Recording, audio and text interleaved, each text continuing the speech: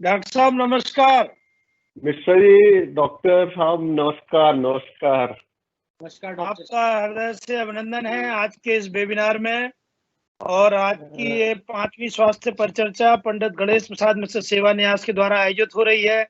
मुझे उम्मीद है कि यह हमारी आज की चर्चा पूरे बुंदेलखंड, बघेलखंड, उत्तर प्रदेश, मध्य प्रदेश को छोड़ करके अभी हमारे पास जो सवाल आए हैं, मैं बता रहा था दर्शकों को, ईटानगर से भी प्रश्न आया है, मंगलौर अच्छा बंगलौर अच्छा। से प्रश्न आए, चेन्नई से सवाल आए हैं। जी आपका जी जी। हृदय से स्वागत है।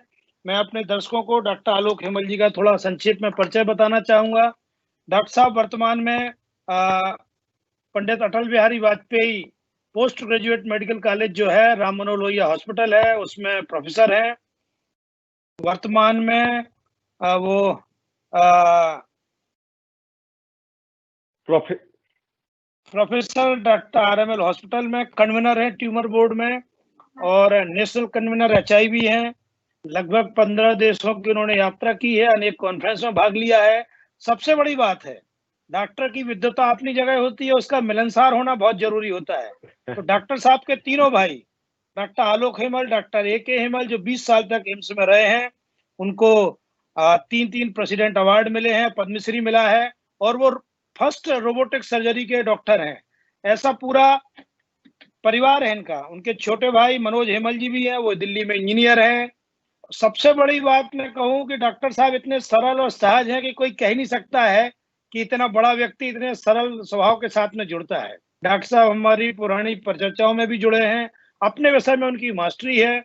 छतरपुर के महाराजा नंबर 1 स्कूल से भी पढ़े हैं, महाराजा कॉलेज से भी पढ़े, रीवा में मेडिकल कॉलेज से पढ़ाई की, फिर ग्वालियर मेडिकल कॉलेज पढ़े। सब जगह पढ़ते हुए वो ऐसे निकले। और सबसे बड़ी खास बात बताऊं, छतरपुर जिले का बच्चा बच्चा उनको जानता है। केवल उनके अच्छे स्वभाव के कारण ही किसी की पहचान होती है। जो चंदन सुगंध देता है उसी की महक सब तरफ फैलती है। ऐसे डॉक्टर आलोक हेमल जी आज हमारे बीच में आए हैं। मैंने उनसे अनुरोध किया था कि हमारी बात सुनाते हुए लोगों को, ऐसे बच्चों के बीच में कैंसर और HIV दोनों घातक बीमारियां जरूर हैं, लेकिन क्यूरेबल है, इनका इलाज संभव है। इस विषय पे वो अपना शुरू में व्याख्यान रखेंगे। हम अपने देश भर के दर्शकों से, और देश भर के ही नहीं विदेशों के भी कह सकता हूं, क्योंकि मेरे पास USA, बिल्कुल। जापान से मनोज सिंह, मॉस्को से जयेश कुमार, हमारे चंद्रकांत दादा पाटिल USA से, सचिन त्रिपाठी, परेश सिन्हा जी, ये लोग हमारे विदेश से भी जुड़े हुए हैं। पिछली बार हमारे पास एक दर्शक पांडिचेरी से, आज भी मैंगलोर से प्रश्न आया है, मुंबई से आए हैं, लखनऊ, आगरा, बरेली, सब जगह से हमारे साथ सवाल आए हैं। सतना, रीवा की तो बड़ी संख्या में श्रोतागण इस चर्चा में शामिल हैं। मैं डॉक्टर साहब का हृदय की गहराइयों से स्वागत करता हूं, अभिनंदन करता हूं। मैं अनुरोध करता हूं कि आज की परिचर्चा वो शुरू करें। डॉक्टर साहब के बारे में कुछ कुछ मैं बाद में बताते चलूंगा। मेरे प्यारे भाइयों और बहनों, जैसे हमें डॉक्टर मिश्रा जी ने मौका दिया बोलने का, हम बुंदेलखंड, बघेलखंड और पूरे देश विदेश से जुड़ गए हैं मिश्रा जी के माध्यम से। और मिश्रा जी इतना बड़ा कार्य करते हैं, ट्रस्ट के माध्यम से बहुत लोगों को सहायता मिलती है, चाहे वो शिक्षा का क्षेत्र हो, चाहे स्वास्थ्य का क्षेत्र हो, कृषि का क्षेत्र हो, पशुपालन या महिलाओं को सुविधा देना। और मैं छतरपुर जिले का निवासी हूँ, वहीं चौबे कॉलोनी में मेरा छोटा सा घर है, तो वहां से मैं काफी जुड़ा हुआ हूँ। और मैं वर्तमान में वेलिंगटन हॉस्पिटल, जिसको आप Ram Manohar Lohia hospital, Atal Bihari Vajpayee institute of medical sciences कहते हैं, यहाँ पे प्रोफेसर के पद पर कार्यरत हूँ। हमारा 2000 बेडेड अस्पताल है, और यहाँ पे पहले इसका नाम PGI-MER हुआ था, जो पहले इसको जब यहाँ पे DM MCH होने लगा था। अब आजकल अंडर ग्रेजुएशन भी होने लगा, MBBS के बच्चे भी पढ़ने आते हैं, और उसका नाम माननीय स्वर्गीय अटल बिहारी वाजपेयी जी के नाम से दिया गया है। और अब मैं बता दूं, अब धीरे धीरे अपन लोग HIV की तरफ बढ़ते हैं। HIV हमारे यहाँ एक बड़ा सेंटर है, जिसका उद्घाटन पूर्व राष्ट्रपति बिल क्लिंटन ने, जब वो माननीय अटल बिहारी वाजपेयी जी प्रधानमंत्री थे, उसी समय इंडिया आए हुए थे, तो उनके कर कमलों द्वारा हमारे ART सेंटर और HIV सेंटर का उद्घाटन किया गया था। और अभी मैं थोड़ा हिस्ट्री बता दूं, हमारा सबसे पहला केस 1981 में अमेरिका में पहला डायग्नोज हुआ था। उसके बाद 1982 में इसका नाम एड्स दिया गया, एक्वायर्ड इम्यूनोडिफिशियंसी सिंड्रोम। 1983 में इसको नाम HTLV दिया गया एंड 1986 में इसका नाम HIV दिया गया। और हमारे यहाँ चेन्नई में 6 हेल्थ सेक्स वर्कर में ये सबसे पहले डॉक्टर सोलोमन ने डायग्नोज किया। उसके बाद से ये फैलता गया।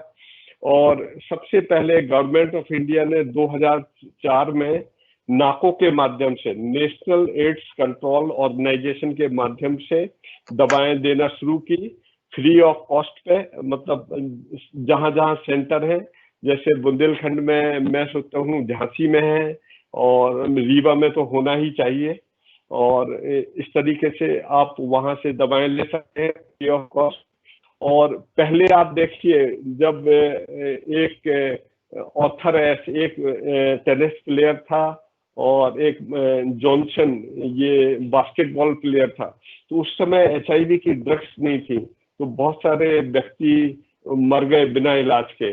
अब बिल्कुल इलाज संभव है, ये मैनेजेबल डिसीज है।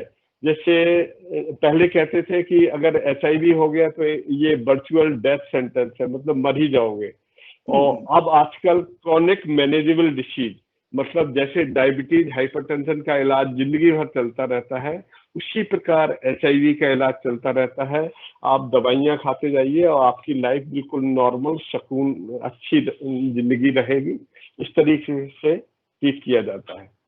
और अभी हमारे पास, अब मैं थोड़ा कैंसर के बारे में बताऊंगा। हमारे यहाँ 11,50,000 व्यक्ति कैंसर से पीड़ित हैं। उनमें से बच्चे, करीब 50,000 बच्चे, आप 3 से 4% बच्चों का लगा लीजिए, वो करीब 50,000 बच्चे भी कैंसर से पीड़ित रहते हैं इनमें से।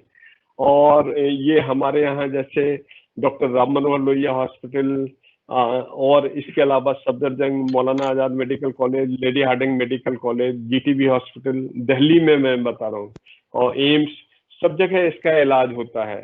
तो इसका आजकल इलाज संभव है। और इसमें कैंसर, तो इसमें आपको घबराने की जरूरत नहीं है।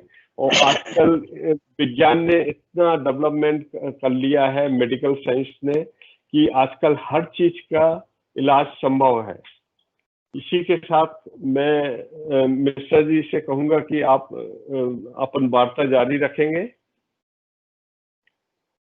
यस मिश्रा जी। जी डॉक्टर साहब, बहुत सारे दर्शकों ने प्रश्न भेजे हैं। अभी हमारे पास लगभग 280 के आसपास सवाल आए हैं, लेकिन कई चीजें उसमें कॉमन है जिनको आपने बताया है। एक हमारे राजीव शुक्ला पत्रकार हैं खजुराहो से, वो पूछ रहे हैं कि कैंसर बीमारी के संक्रमण आने के प्राथमिक लक्षण क्या है और हम कैसे बचें, सेतु निदान क्या है, कृपया बताइए। राजीव शुक्ला जी का सवाल है। देखिए, पहले उन्होंने पूछा कि कैंसर आने के लक्षण क्या है और इसका निदान। तो कैंसर आने के लक्षण, जैसे अगर लंबा बुखार होता है और इसके साथ सफेदपन, मतलब खून की कमी, एनीमिया कहते हैं, वो होता है। और ब्लीडिंग मैनिफेस्टेशन, लाइक ब्लड कहीं से आ जाना, नाक से आ जाना, और मतलब पीछे से आ जाना, और कहीं से दाग पड़ जाना, मतलब त्वचा में डिफरेंट प्रकार के रैशेस बोलते हैं, वो पड़ जाना। इसके बाद बोन पेन, मतलब कहीं पे दर्द शुरू हो जाना। and other features like sign like liver बढ़ जाना, स्प्लीन बढ़ जाना, लिम्फ नोड बढ़ जाना। और इसके अलावा आप डेफिनेटली, मतलब बिल्कुल नहीं कह सकते कि ये कैंसर है। आपको पहले क्या, थोड़ा CBC, कंप्लीट ब्लड काउंट कराना पड़ेंगे, आपको डिफरेंशियल डायग्नोसिस मतलब 2-4 चीजें सोचते पड़ेंगी कि ये लाइक इन्फेक्शस मोनोन्यूक्लियोसिस हो सकता है, आईटीपी इडियोपैथिक थ्रोम्बोसाइटोपेनिक परटूरा हो सकता है, ये प्लास्टिक एनीमिया हो सकता है और पेनसाइटोपिनिया के दूसरे कारण। तो उसको देखना पड़ेगा कि आपके उसमें क्या है। तो इसके लिए कंप्लीट ब्लड काउंट कराना पड़ेंगे और उसमें haemoglobin, total leucocyte count, platelet count कराने पड़ेंगे और बढ़िया सा स्मीयर, पेरिफेरल स्मीयर। उसके बेसिस पे जैसे सपोज हम छतरपुर या टीकमगढ़ या पन्ना में बैठे हुए हैं, तो उसमें क्या है कि आप अच्छा डॉक्टर उसका सीबीसी और peripheral smear, platelet, reticulocyte count करा सकता है। उसके बेसिस पे एटलीस्ट वो बता सकता है कि इसमें कैंसर है या नहीं है। कभी कभी पहले नहीं आता है और बाद में जब हायर सेंटर बाद में वो निकल के आ जाता है। तो इसको पूरा साइंस सेंटर्स और पूरा एग्जामिनेशन उसके बेसिस पर डायग्नोसिस करना पड़ता है। कभी कभी बोन मैरो एस्पिरेशन बायोप्सी की हायर सेंटर में आता है तो जरूरत पड़ जाती है। इनका दूसरा सवाल था प्रिवेंशन का। प्रिवेंशन का ऐसा है कि लाइक बच्चों में कॉज इज अननोन और इडियोपैथिक, मतलब कोई कारण नहीं मालूम है। और ऑल्दो सम से कि ये जेनेटिक्स, अनुवांशिक या इन्वायरमेंटल फैक्टर्स उनके कारण हो जाता है, लेकिन बिल्कुल अभी तक ये माना जाता है कि जो सेल होते हैं उनके उनमें जो जीन में म्यूटेशन के कारण चेंजेस आते हैं और वो उसके कारण कैंसर हो जाता है।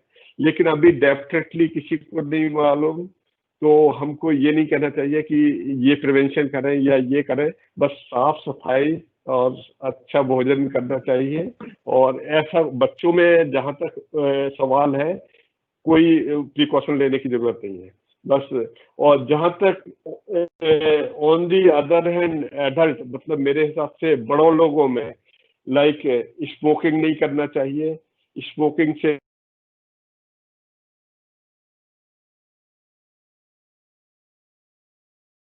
डॉक्टर साहब आपकी आवाज बंद हो गई शायद।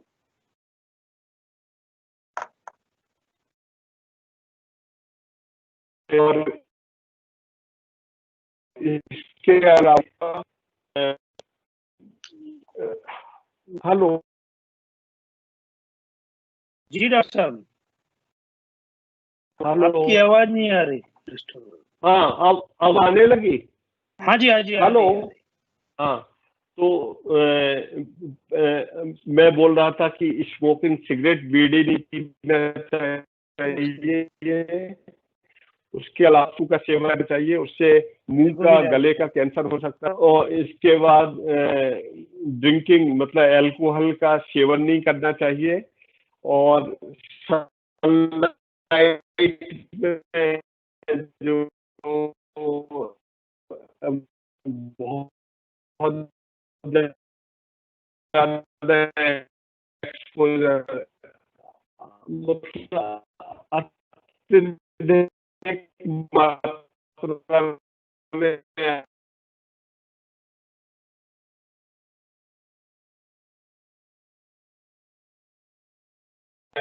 हेलो, आपके नेटवर्क में कुछ प्रॉब्लम है, अपने आईटी वाले को बोलिए।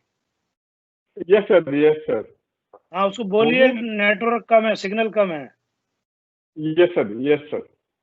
तो इसके अलावा ये चीजें नहीं लेना चाहिए, इससे कैंसर प्रिवेंशन। तो मैं सोचता हूँ ये सब चीजें करने से और रेगुलर एक्सरसाइज करना चाहिए। जैसे पिछले उसमें डॉक्टर राकेश वर्मा जी ने बताया था कि आपको रेगुलर एक्सरसाइज करना चाहिए, उससे डायबिटीज, हाइपरटेंशन और अदर दूसरी बीमारियां लाइक कैंसर वगैरह सबकी संभावना कम हो जाती है। धन्यवाद डॉक्टर साहब। हमारे अगले दर्शक हैं सतना से श्री श्यामलाल गुप्ता श्यामू। ये पूछ रहे हैं कि HIV का इतिहास बताइए, यह रोग कहाँ से और कब शुरू हुआ है? क्योंकि ये बड़ी कई लोगों में छिपी हुई बीमारी, डरी हुई बीमारी, एड्स के नाम पर भयभीत से रहते थे। तो अब HIV का इतिहास क्या है? HIV का इतिहास में फिर से दोहराना चाहूंगा कि ये 1981 में सबसे पहले कैफॉक्सी सार्कोमा में डायग्नोज हुई थी एक आदमी में। फिर उसके बाद 1982 में इसका नाम रखा गया AIDS, acquired immune deficiency syndrome. फिर 1983 में इसका नाम रखा गया ह्यूमन टी लिम्फोसाइट वायरस। फिर 1986 में इसका नाम HIV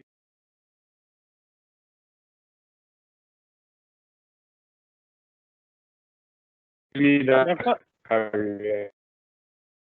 आपकी आवाज कम हो रही, आवाज बढ़ाओ। अब ठीक आ रही? सुनाई नहीं दे रही, नहीं बीच में चली जाती है, बोलते बोलते शब्द लड़खड़ाते हैं। इनकी टीम को बोलो कि आवाज ठीक है। जी जी जी।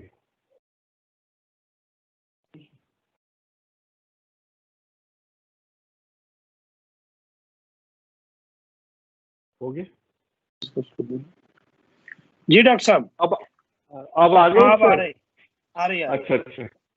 हाँ, तो ये सब इतिहास है। 204 में गवर्नमेंट ऑफ इंडिया ने और नेशनल एड्स कंट्रोल ऑर्गेनाइजेशन के माध्यम से बहुत करोड़ों रुपए खर्च किए HIV पे। अभी हमारा लास्ट बजट ये कोविड के पहले पिछले साल बहुत सारा पैसा, करोड़ों रुपए में बजट बढ़ा के हमारे यहाँ first line drugs, second line drugs, third line drugs आ गई हैं। तो HIV हमारे हिसाब से कंट्रोल में है। और जो व्यक्तियों को हम 2004 से ट्रीट कर रहे हैं, अब वो बच्चे बड़े हो गए हैं, वो आते हैं, अब बोलते हैं डॉक्टर साहब हमारी शादी करवा दो। तो उनको बताना पड़ता है कि आपकी शादी भी हो जाएगी और बच्चे भी बिना HIV वाले पैदा हो सकते हैं। ये विज्ञान के द्वारा संभव है। धन्यवाद धन्यवाद डॉक्टर साहब। डॉक्टर साहब, एक दर्शक है हमारे बांदा से, मनोज गुप्ता जी, ये पूछे कि दुर्घटनावश सुई संक्रमित चुभ जाने से बच्चे को क्या करना चाहिए? ये बहुत अच्छा सवाल पूछा है। ये HIV अगर आपको धोखे से या एक्सीडेंटल सुई चुभ जाती है, तो उसमें अगर आपको पता नहीं है कि किसके द्वारा सुई चुभी है, तो उसके लिए आपको सबसे पहले उसको पानी से धोना चाहिए। कभी उसको स्क्वीज मतलब उसको दबाना नहीं चाहिए और कोई दवा नहीं लगाना चाहिए, केवल आप हाथ से पानी से धो लेना चाहिए। उसके बाद HIV एंटीबॉडी टेस्ट कराना चाहिए। उससे क्या होता है, फर्स्ट टेस्ट है जो अगर पुराना HIV है, अगर पहले कभी हुआ है, तो उसका पता चलता है HIV एंटीबॉडी टेस्ट से। और सेकेंड टेस्ट हम रिकमेंड करते हैं 6 वीक पे, जब वो एंटीबॉडी बन जाते हैं, अगर HIV इन्फेक्शन हुआ है नीडल के द्वारा, और तो 6 वीक पे करते हैं। फिर इसके बाद 3 मंथ पे करते हैं, 3 महीने पे, और फिर इसके बाद 6 महीने पे टेस्ट करते हैं। और इसी बीच में हम उसको 28 दिन का कोर्स HIV की ड्रग्स शुरू कर देते हैं। 3 ड्रग्स, 3 दवाइयाँ, लाइक जैसे बड़ों में टेनोफोविर, लेमिबुडिन, एफेविरिन। बच्चों में एज के अनुसार डिपेंड करता है क्या एज है, उसके अनुसार लाइक जूडोबुडिन, लेमिबुडिन, एफेविरिन, विरिनेज, इस तरीके से स्टार्ट करते हैं। और दूसरा मोर इम्पोर्टेंट, आपको हेपेटाइटिस B, C के लिए भी देखना चाहिए, क्योंकि अगर एक नीडल लगती है तो उससे 0.3% चांसेज होता है HIV होने का, और हेपेटाइटिस B होने का 5% और C का 8%। तो हमें इसके अलावा हेपेटाइटिस B और C को भी देखना चाहिए। तो इस तरीके से हमारे पास बहुत केस आते हैं नीडल प्रिक के, एक्सीडेंटल नीडल प्रिक के। कभी कभी डॉक्टर लोग भी संक्रमित नीडल से वो प्रिक हो जाती है, तो हम लोग इसी तरीके से उनका इलाज करते हैं। डॉक्टर साहब, एक हमारे दर्शक रमेश मिश्रा जी सतना से पूछ रहे हैं कि इनके शरीर में बड़ी संख्या में लाल तिलों एवं लंबे समय से बिना दर्द की छोटी छोटी गांठें अगर होती हैं, तो क्या ये सदैव कैंसर का डाउट होता है क्या? ये चिंता का नहीं, कितना विषय है? इसको जैसे तिल बताए, लाल लाल तिल और गांठें, इसको मेरे हिसाब से, ऑल्दो हालांकि मैंने देखा नहीं है उनको, बट इसको न्यूरोफाइब्रोमेटेसिस कहते हैं।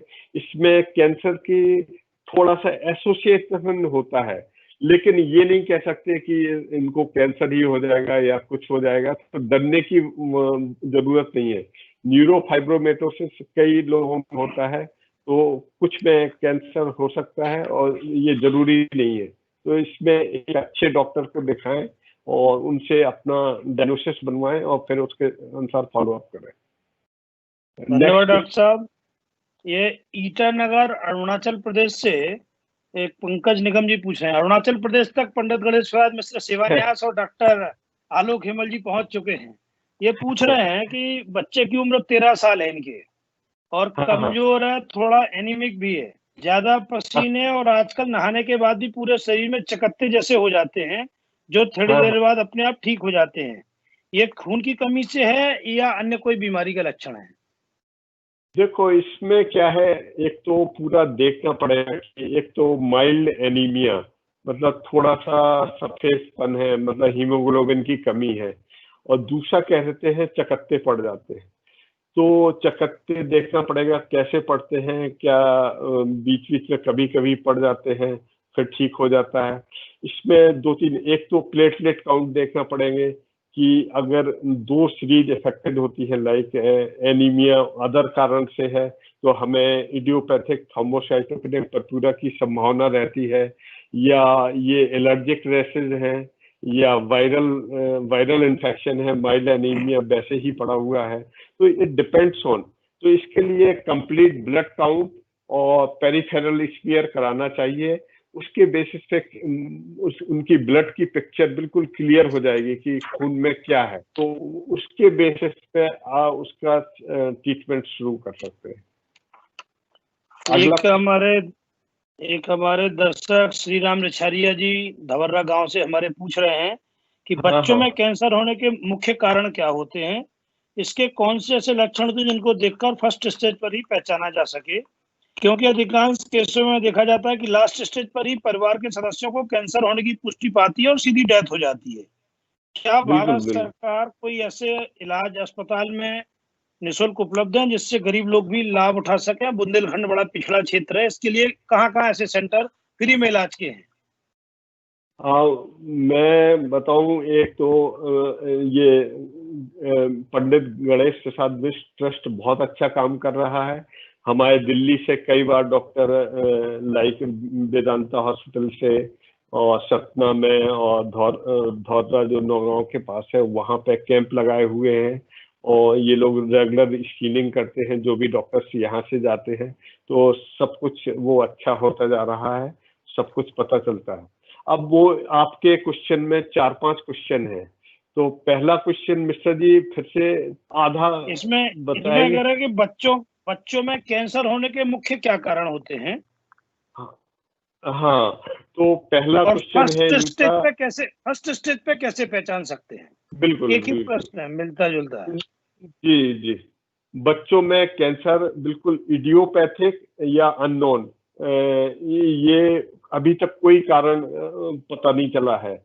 ऑल्दो कहते हैं कि जेनेटिक, आनुवांशिक और environmental factor like pollution, asbestos, other के कारण हो सकता है, बट अभी तक क्लियर कट नहीं कह सकते कि इसके कारण ही बच्चों में कैंसर हुआ है।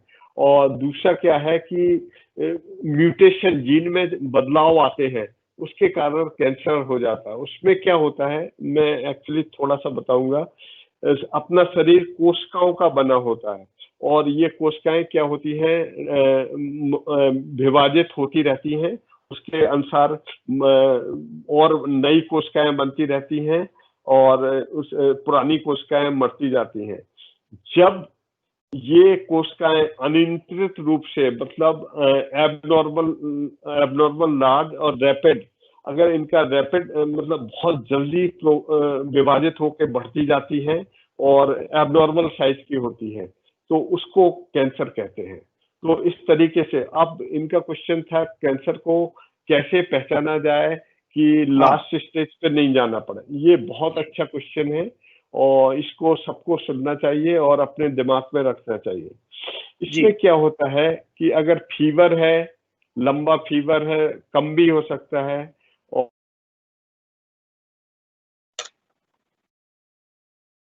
और हड्डी में दर्द हो रहा है बहुत लंबे समय पे, और दूसरा ब्लीडिंग मैनिफेस्टेशन, मतलब कई जगह से खून निकल रहा है और चकत्ते शरीर में आ रहे हैं, और इसके अलावा ये वेट लॉस हो रहा है, लॉस ऑफ एपेटाइट हो रहा है, बच्चा पीला सफेद पड़ रहा है, एनीमिया जिसको कहते हैं, तो इसमें आप सस्पेक्ट कर सकते हैं, मतलब डाउट कर सकते हैं, मतलब संभावना सोच सकते हैं कि ये डॉक्टर सोच सकता है कि ये कारण इसमें कैंसर का भी हो सकता है।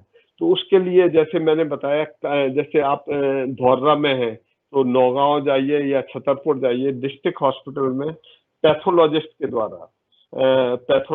द्वारा कंप्लीट ब्लड काउंट और पेरिफेरल स्फीयर जो डॉक्टर लिखते हैं वो कराइए। उसके बेसिस पे अगर उनको थोड़ा ही डाउट लगता है, जैसे बेसिक चीजें लाइक मलेरिया, टाइफाइड और अदर इन्फेक्शन, वो सब ट्रीट कर दिए और बच्चा ठीक नहीं हो रहा, और ये पेनसाइटोपिनिया में लाइक वो ब्लड की फैक्ट्री डाउन हो रही है जहां से बोन मैरो से प्रोड्यूस हो रहा, तो उसमें आप सस्पेक्ट कर सकते हैं, संदेह कर सकते हैं कि ये कैंसर हो सकता है। तो उसके लिए फिर आपको सेकेंडरी टर्सरी सेंटर पे जाना चाहिए, जहां बोन मैरो एस्पिरेशन, अस्थि मज्जा बायोप्सी करते हैं, उसके बेसिस पे फिर फाइनल डायग्नोसिस बनाते हैं। Next question. डॉक्टर साहब, एक दर्शक अरविंद कुमार खरे छतरपुर से पूछ रहे हैं, वो कह रहे हैं मेरा बच्चा 10 वर्ष को बी आल ब्लड कैंसर था, 8 महीने तक दिल्ली एम्स में रह के इलाज कराए, बच्चे को 5 मेंटेनेंस पूरे हो गए, 6वां चालू है। हम लोग समय से बच्चे को दवाई दे रहे हैं, फिर भी बहुत टेंशन में रहते हैं कि क्या पूर्ण रूप से स्वस्थ हो पाएगा या जिंदगी भर के लिए परेशानी होती है। अब जैसे खरे जी ने बताया कि हमारे बच्चे को B cell acute lymphoblastic leukaemia है, तो ये बहुत अच्छा क्वेश्चन है। इसमें देखो ऐसा होता है, जैसे हम लोग आईसिकल प्रोटोकॉल जो एम्स में इलाज होता है वही राम मनोहर लोहिया में होता है, वही दूसरे हॉस्पिटल में होता है, वही ट्रीटमेंट वो लोग देते हैं, वही इलाज हम करते हैं। तो आईसिकल प्रोटोकॉल जो होता है, जो प्रोटोकॉल का मतलब जो दवाएं स्पेसिफिक ड्रग देना होती है, तो वही प्रोटोकॉल होता है। तो उसके लिए क्या होता है कि आप इंडक्शन बहुत सारी फेज से निकल के 8 महीने कंसोलिडेशन वो मेंटेनेंस फेज में आ गए हैं। तो मैं बताऊं, जैसे हमारे पास एक कोई भी कैंसर का बच्चा आता है तो उसके लिए हम क्या करते हैं, पहले काउंसलिंग करते हैं। काउंसलिंग बहुत इंपॉर्टेंट होती है, उसको बताना चाहिए कि क्या प्रोज कौन सा, मतलब उसके फायदे घाटे क्या हैं इलाज के, और ये 2.5-3 साल का इलाज है, और हम 4 ब्लड डोनेशन, बाकी ब्लड तो हमारे यहाँ बहुत अच्छा सेंटर है आरएमएल में ब्लड डोनेशन का, तो 4 ब्लड और काउंसलिंग करते हैं। तो एएलएल में क्या होता है, एक्यूट लिम्फोब्लास्टिक ल्यूकेमिया में, कि हम डिवाइड करते हैं, ये स्टैंडर्ड रिस्क है या इंटरमीडिएट रिस्क है या हाई रिस्क है। तो उसको मैं पहले देखना पड़ेगा खरे जी का बच्चा किस रिस्क में आता है, और उसके बाद क्या करते हैं कि इलाज शुरू करते हैं। तो इसमें स्टैंडर्ड रिस्क में आप मिस्टर जी देखिए 80 to 85% चांसेस ठीक होने के होते हैं, और बहुत बढ़िया, उसके बहुत बाद बढ़िया। हाँ, इंटरमीडिएट और हाई रिस्क में अराउंड 60% बच्चे हमारे ठीक हो जाते हैं। और दूसरा मैं ये कहूंगा कि अब वो जैसे वो डर रहे हैं तो उनको बिल्कुल डरना नहीं चाहिए। ऐसे हमारे पास 400-500 बच्चे जो 10-15 साल से इलाज करवा रहे हैं, वो ठीक होते जा रहे हैं और सब होता जा रहा है।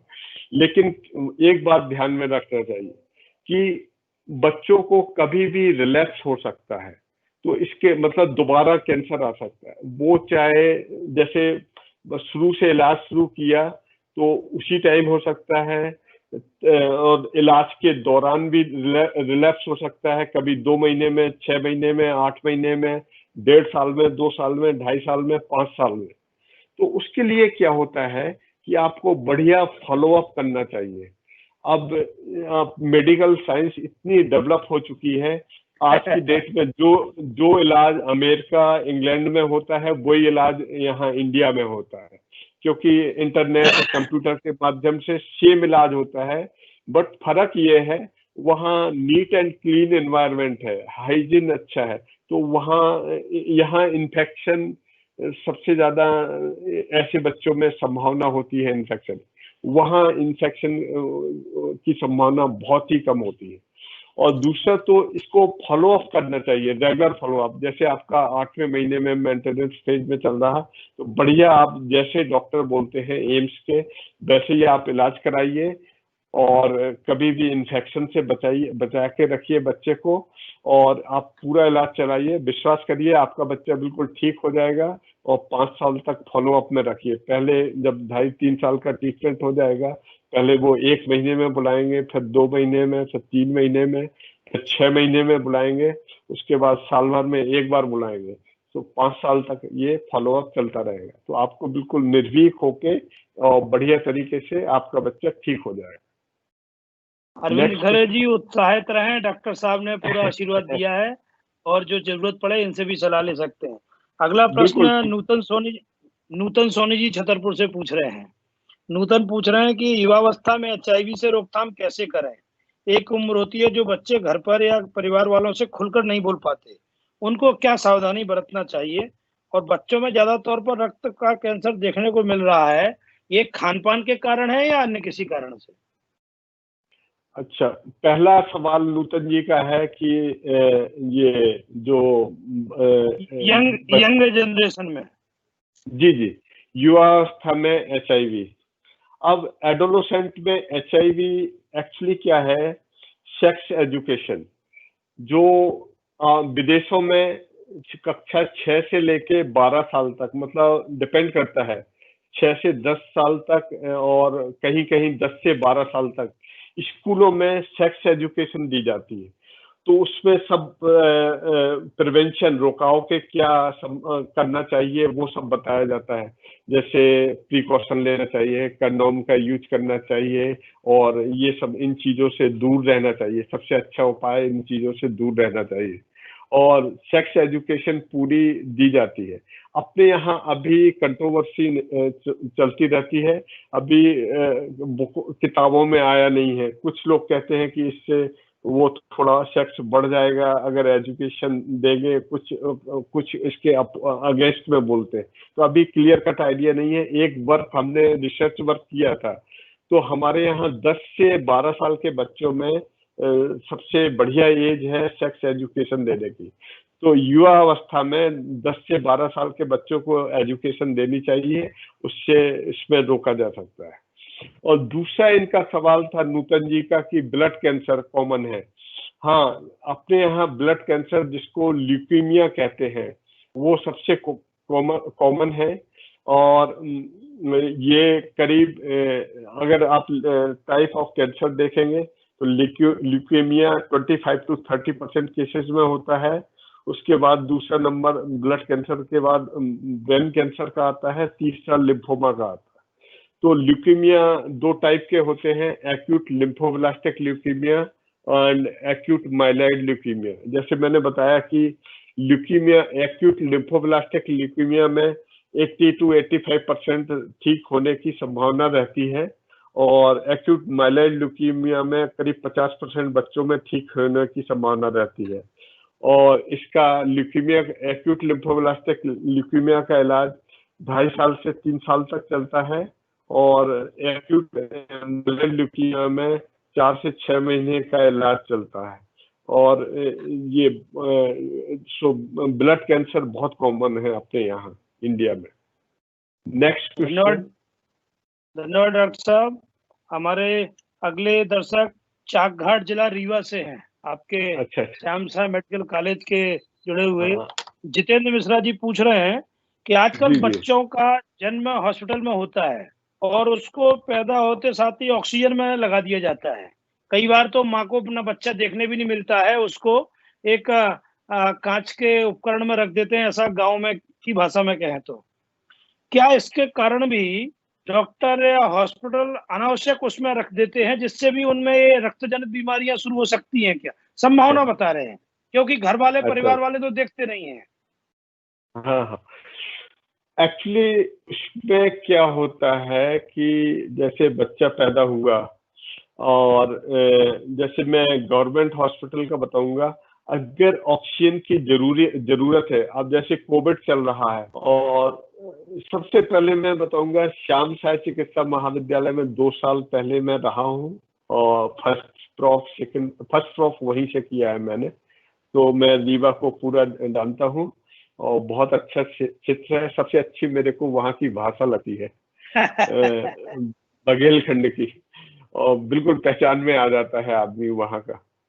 और इनका क्वेश्चन है कि जैसे बच्चा पैदा होता है उसको ऑक्सीजन में रखा जाता है, ये डिपेंड करता है कि बच्चे को अगर हाइपोक्सिया हुआ है, मतलब ऑक्सीजन की कमी हुई है जन्म पे, तो उसको हाइपोक्सिक इस्केमिक इनकेफेलोपैथी को प्रिवेंट करने के लिए, अगर ये नहीं है तभी रखा जाता है अगर ऑक्सीजन की कमी है।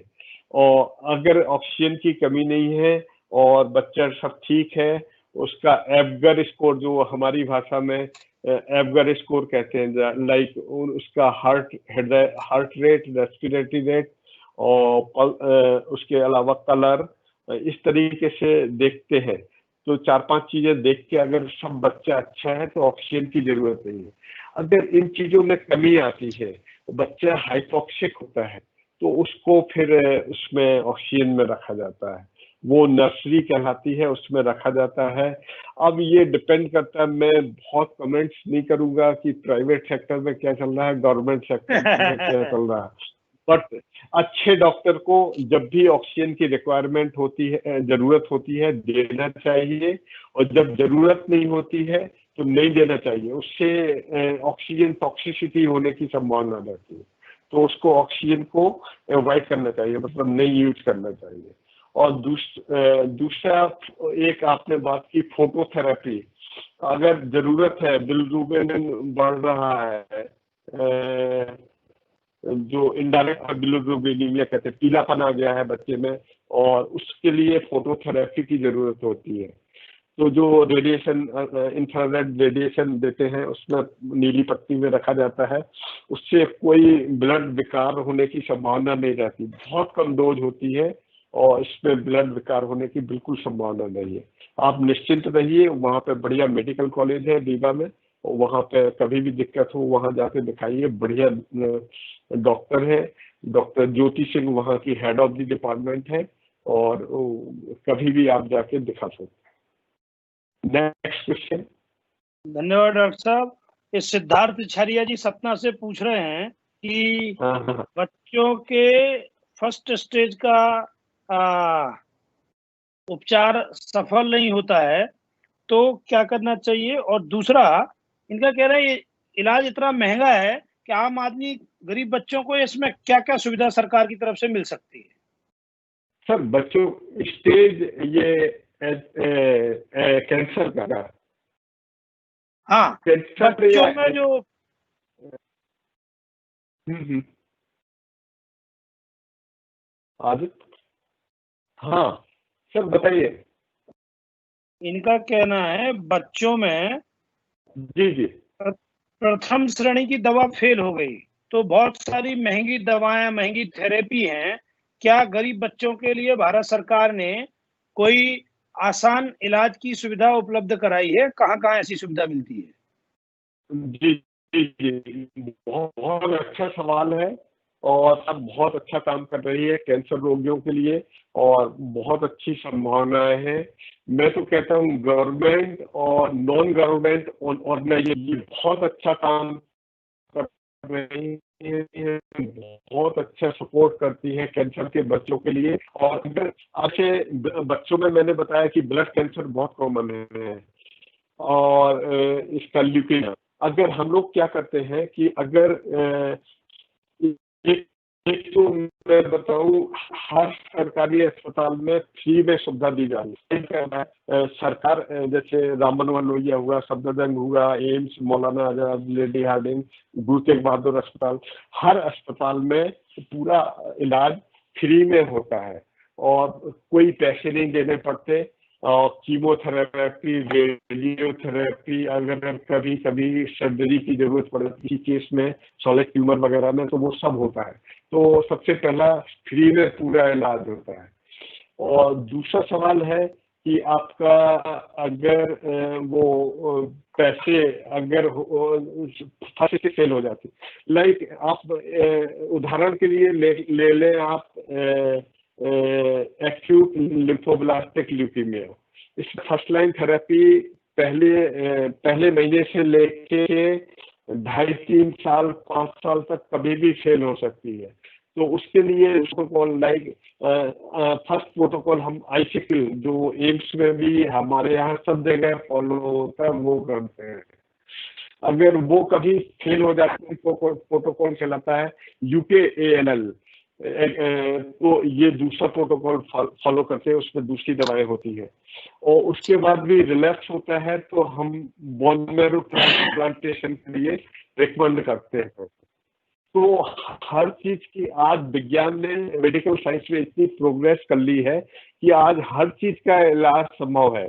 आप अगर तैयार हैं, आप में अगर विल पावर, इच्छा शक्ति है, तो हर चीज संभव है। हर चीज का इलाज, एक बार होगा, दूसरी बार ठीक होगा, दूसरा फेल होगा तो बोन मैरो ट्रांसप्लांटेशन, हर चीज हमारे हिसाब से संभव है। Next question. डॉक्टर साहब, हमारे कामता पांडे जी सतना से पूछ रहे हैं, क्या HIV पीड़ित माता पिता के होने के बाद भी उनसे होने वाली संतान को इस बीमारी से बचाया जा सकता है क्या? इसका इलाज उनके जन्म के पूर्व संभव है क्या? बिल्कुल संभव है। और बताएं इसमें क्या होता है कि आप अगर आजकल क्या है, मैं थोड़ा सा संक्षिप्त में बताऊंगा। पहले क्या होता था, 2004 में CD4 काउंट अगर 200 होता था और वायरल लोड उस टाइम नहीं करते थे और HIV पॉजिटिव होता था तब दवाएं शुरू करते थे। और फिर 2010 में CD4 काउंट 350 होता था। ये T हेल्पर सेल कहलाते हैं, थोड़ा सा साइंटिफिक भाषा है। तो वो हो जाता था तब स्टार्ट करते थे। फिर 500 होता था, कट ऑफ लिया गया। अब क्या है कि कहीं भी अगर HIV पॉजिटिव आ जाता है माँ बाप, तो उनका तुरंत इलाज शुरू हो जाता है। और इससे क्या होता है, 3 drugs like TLE, tenofovir, lamivudine, efavirenz immediate start कर देते हैं। आजकल CD4 काउंट और वायरल लोड का वेट इंतजार नहीं करते हम लोग। अगर कोई भी HIV पॉजिटिव आ गया, वो नाकों के अनुसार, आजकल ये भी डॉक्टर मिश्रा जी, ये भी ध्यान रखना चाहिए कि प्राइवेट उससे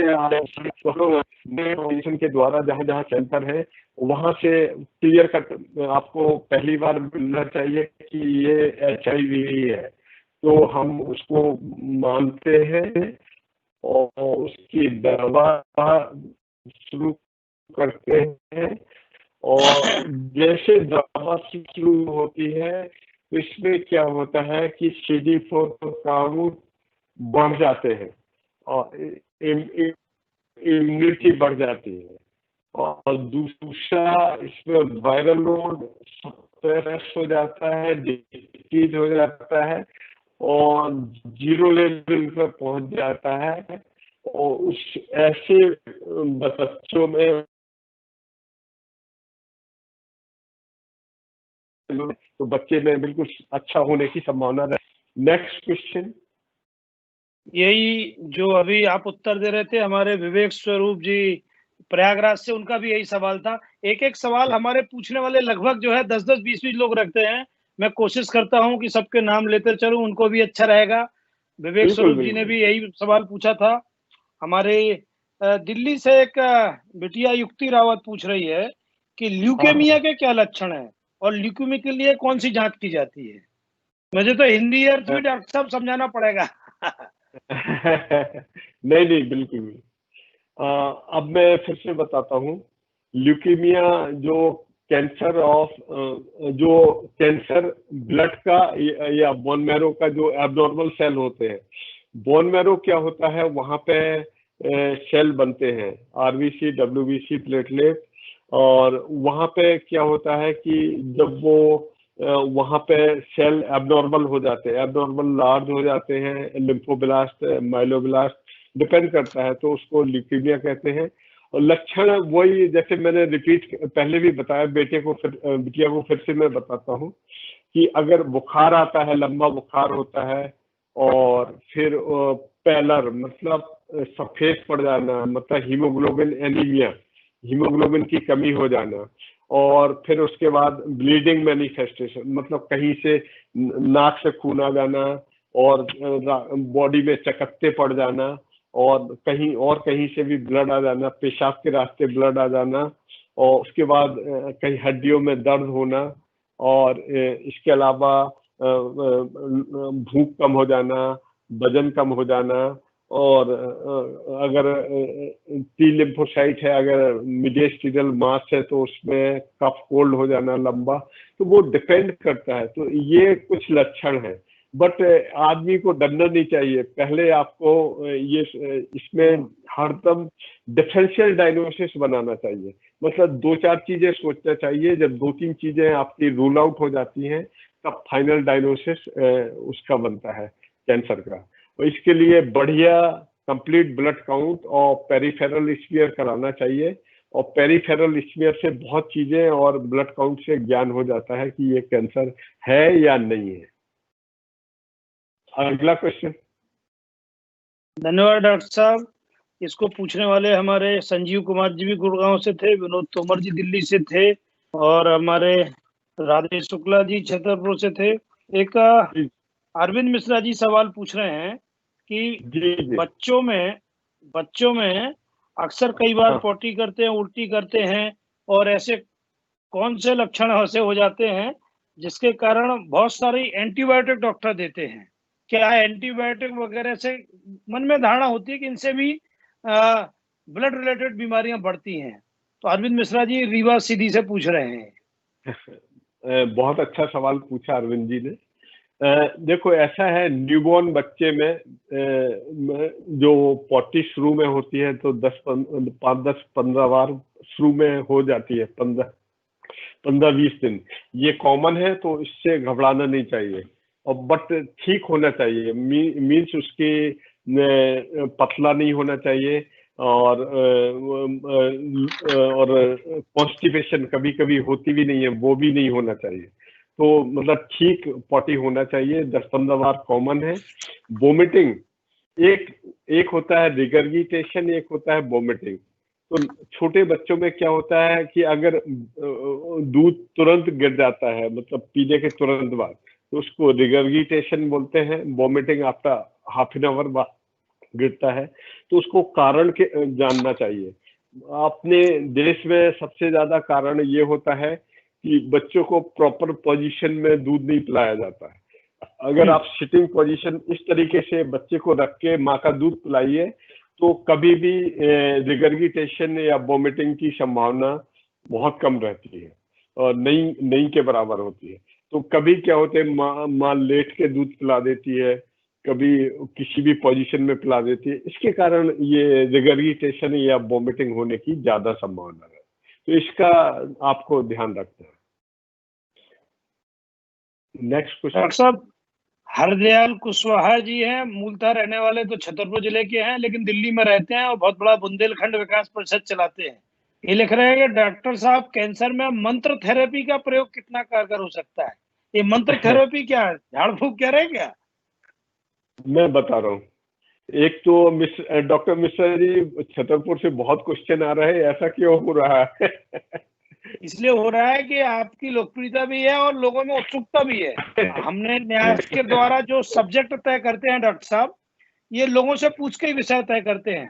आज आपका जी जी। समापन होते होते मेरे को अगले शुक्रवार के लिए सुझाव आ रहे हैं, उस हिसाब से मैं तय किया हूँ लोगों को, और यस आपको भी सर। पहले 15 दिन पहले चर्चा करके तय किया था। जी जी जी।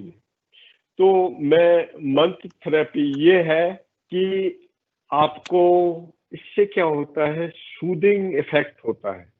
अभी इसके बारे में मंत्र थेरेपी क्या होता है, जैसे आप जैसे कोई वार्ड है हमारा जहाँ पे मरीज है कैंसर वाले, बेचारे इतने परेशान रहते हैं, माँ बाप बच्चे, मतलब बहुत ही वो बिल्कुल साइकोलॉजिकल डिप्रेस रहते हैं, परेशान रहते हैं। तो उनके लिए क्या होते हैं, हम लोग प्ले थेरेपी, बच्चों के लिए खिलौने वगैरह, और हमारे यहाँ न्यूट्रिशन खाने पीने वाले बताने वाले आते हैं, दवाइयाँ बताने वाले आते हैं, और साइकोलॉजिकल हेल्प करने वाले आते हैं, पढ़ाने वाले भी आते हैं उन बच्चों को पढ़ाने के, क्योंकि लंबे टाइम तक उनको रहना पड़ता है।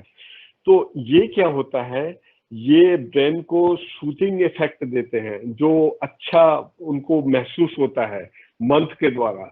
और दूसरा क्या है, ड्यूरिंग थेरेपी, आफ्टर थेरेपी भी, अगर ये देखा गया है कुछ रिसर्च वर्क में, ऑल्दो हमने इसकी रिसर्च नहीं की है, कुछ रिसर्च वर्क में देखा गया है, जिनको ये जो मंत्र वगैरह वो थोड़ा थोड़ा वो ट्यूनिंग चलाते रहते हैं, मंत्र जाप करते रहते हैं, तो उनको बड़ा अच्छा इफेक्ट होता है, और वो जल्दी ठीक होते हैं एज कंपेयर टू दूसरे बच्चे। तो ये अभी रिसर्च में है, अभी पूरा आया नहीं है, बट इनका मैंने सुना हुआ है।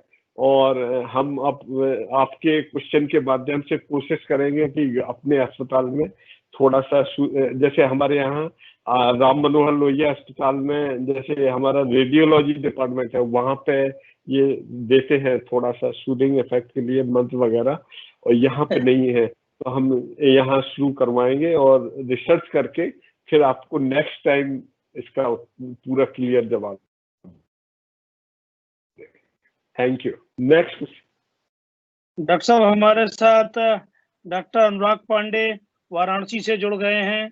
हमारे जी जी। साथ मनोज सिंह जौनपुर से हैं, सुधीर तिवारी चंडीगढ़ से हैं, सौरभ सिन्हा गुरुग्राम से हैं, श्रुति अवस्थी रोहतक से है, अंशु तिवारी सतना से हैं, श्रीमती नीता सोनी सतना से हैं। एक अनुराग गौतम धवारी सतना से पूछ रहे हैं, भैया मेरे बच्चे को फीवर आता है जब भी, तो उसका सर बहुत अधिक गर्म हो जाता है। उसको बचपन में ब्रेन फीवर हुआ था, क्या उसके दिमाग में कोई अन्य बीमारी तो नहीं पनप रही है? इनके मन में भय है। अनुराग गौतम। देखो, सबसे पहले आपने बताया कि हमारे बचपन में ब्रेन फीवर हुआ था, उसको मेनिंजाइटिस बोलते हैं, और मेरे हिसाब से वो बिल्कुल ठीक हो गया होगा, उसी टाइम इलाज करने के बाद ठीक हो जाता है। अब आप साफ सफाई रखिए, और उसमें आप घबराइए नहीं। और ये इन्फेक्शन के कारण मेनिंजाइटिस होती है यूजुअली। 3 टाइप, जैसे बैक्टीरियल होती है, वायरल होती है, फंगल होती है, पैरासिटिक हो सकती है। तो इसमें मेरे हिसाब से जो ब्रेन फीवर था वो ठीक हो गया है। अब जो आपको बच्चे को फीवर आता है, फीवर के तो बहुत सारे कारण होते हैं, हजारों कारण होते हैं, मतलब जो बड़ी भाषा में कहना चाहिए। तो आप क्यों ये सोचते हैं कि ये ब्रेन फीवर है और सिर में फीवर होता है? लेकिन हम सबसे बढ़िया कहेंगे, एक आप थर्मामीटर खरीदिए, उसको जब फीवर होता है उसको फीवर को नोट करिए, जितने टाइम जितने बार होता है उसको नोट करिए, आप एक चार्ट बनाइए, फिर अपने डॉक्टर को दिखाइए। और आप सतना से है, सतना में डॉक्टर राकेश अग्रवाल बहुत बहुत अच्छा डॉक्टर है, उसको आप दिखाइएगा, वो देख के आपको बताएगा कि क्या करना चाहिए। और ऐसा नहीं सोचना चाहिए कि ये कैंसर भी हो सकता है और कुछ भी हो सकता है, जनरल फीवर भी हो सकते हैं, तो ये डिपेंड करता है। तो एक चार्ट बनाइए, उसको लिखिए, और फिर आप अच्छे डॉक्टर को दिखा के फिर बताइए। Next question. धन्यवाद। धन्यवाद डॉक्टर साहब। एक शिव कुमार गौतम आगरा से कह रहे हैं, डॉक्टर साहब का चेहरा नहीं आ रहा, बहुत टिक के पीछे बैठे हैं, थोड़ा सामने बैठ रहे हैं तो अच्छा रहेगा। अच्छा शायद कुछ पोजीशन चेंज करे हैं, ऐसा हमारे अच्छा। एक दर्शक का एक सामने प्रश्न आ रहा है। ये देखते ही ना। डॉक्टर अंजलि क्वात्रा जी दिल्ली से हैं, ये बहुत बड़ी डिजास्टर मैनेजमेंट के काम करती हैं। अगली हाँ हाँ कॉन्फ्रेंस शायद हम इन्हीं की करेंगे। आज दर्शकों से पूछेंगे, ये पूछ रहे हैं इंडियन पॉपुलेशन में एचआईवी इन्फेक्शन का प्रचलन दर क्या है? इंडियन चाइल्ड पॉपुलेशन में दर क्या है, यानी परसेंटेज क्या है? ये बहुत अच्छा मैडम ने क्वेश्चन किया है। डॉक्टर अंजलि और को इसका बिल्कुल बिल्कुल मैं अभी जवाब दे।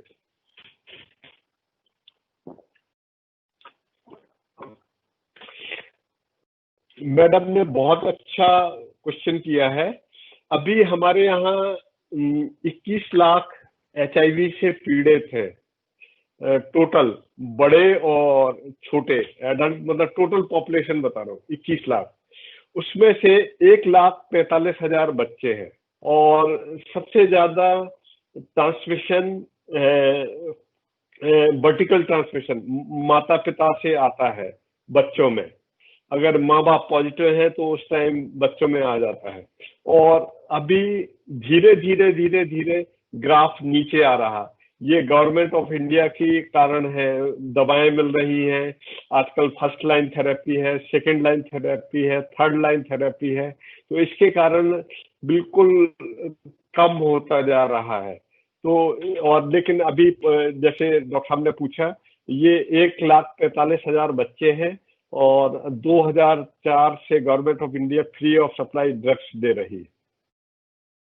Next question. डॉक्टर साहब, हमारे एक दर्शक जया तिवारी जी पूछ रही हैं, सीधी से हैं, मध्य प्रदेश में ही। ये पूछ हाँ रही हाँ हैं हाँ। कि हर छोटी बड़ी समस्या एंटीबायोटिक दवाइयां दी जाती हैं, ये हमारे छोटे बच्चे को कितनी नुकसानदायक है? अब देखो,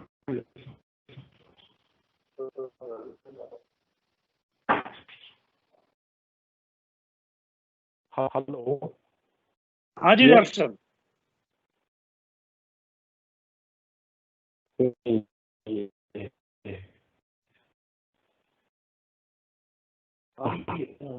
आपकी आवाज नहीं आ रही डॉक्टर साहब। हेलो। हाँ, ये थोड़ा डॉक्टर साहब। डिस्टर्ब आ गया था, रिपीट कर देंगे डॉक्टर मिश्रा? हाँ। अच्छा अच्छा, आदित्य देखो देखो, जया अब आ गई? तिवारी। हाँ, आ अच्छा, रही है। Okay okay. जी जया जी। तिवारी, श्रीमती जया तिवारी सीधी से पूछ रही हैं कि डॉक्टर बच्चों में एंटीबायोटिक का डोज ज्यादा देते जाते हैं हाँ हाँ। और ये आज जल्दी मरीज भी जल्दी ठीक होना चाहता है, तो एंटीबायोटिक का कितना प्रभाव पड़ता है कैंसर जैसी बीमारियों को पैदा करने में? बहुत बहुत अच्छा सवाल पूछा। आज आजकल आपने देखा होगा, आप देखते रहते होंगे। अब देखिए, आप सीधी में रहती हैं और इतना बढ़िया क्वेश्चन उठाया है आपने। मैं क्या बताऊं, antibiotics over use, miss use, ये टर्म आप times of India, Hindustan times, विभिन्न अखबारों में, साइंटिफिक कॉन्फ्रेंसेस में देखते रहते हैं। अब एक्चुअली क्या होता है कि वहाँ आजकल मैं नहीं कहूँगा, डॉक्टर लोग भी बहुत सारे आजकल बहुत तरह के डॉक्टर होते हैं। तो वो क्या करते हैं कि जैसे बच्चों में मैं एक जैसे URI, अपर फेरिंजाइटिस, या कुछ कफ कोल्ड हुआ तो तुरंत एंटीबायोटिक्स कोर्स दे देते हैं। और उसमें अगर आप देखोगे कि अगर एंटीबायोटिक कोर्स भी नहीं दोगे तो वो अपने आप ठीक हो जाता है। तो बहुत ज्यादा ओवर यूज, मिस यूज, मतलब जहाँ जरूरत नहीं है वहाँ एंटीबायोटिक्स का यूज हो रहा है। तो ये बहुत गलत बात है। इनको इससे क्या होता है कि रेजिस्टेंट पैदा हो जाता है। एक्चुअली इतना ज्यादा नहीं दिया जाता मेरे हिसाब से। इन माई ड्रग्स के द्वारा कैंसर होता है, वो कुछ ड्रग्स है उनके द्वारा कैंसर होता है। बट जो जनरल एंटीबायोटिक्स देते हैं उनसे खराबी क्या आ जाती है, उससे रेजिस्टेंट पैदा हो जाता है। मतलब उससे उस दवा से बार बार देंगे तो वो दवा काम नहीं करेगी, तो फिर उसको एंटीबायोटिक्स चेंज करना पड़ेगा, फिर हायर एंटीबायोटिक देने पड़ेंगे, कभी बीमार होता है।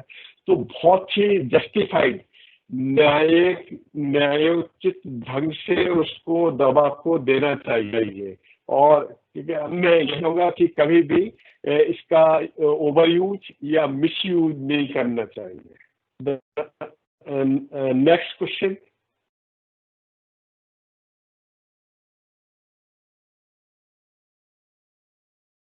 मिस्टर जी, हेलो, फिर बंद हो।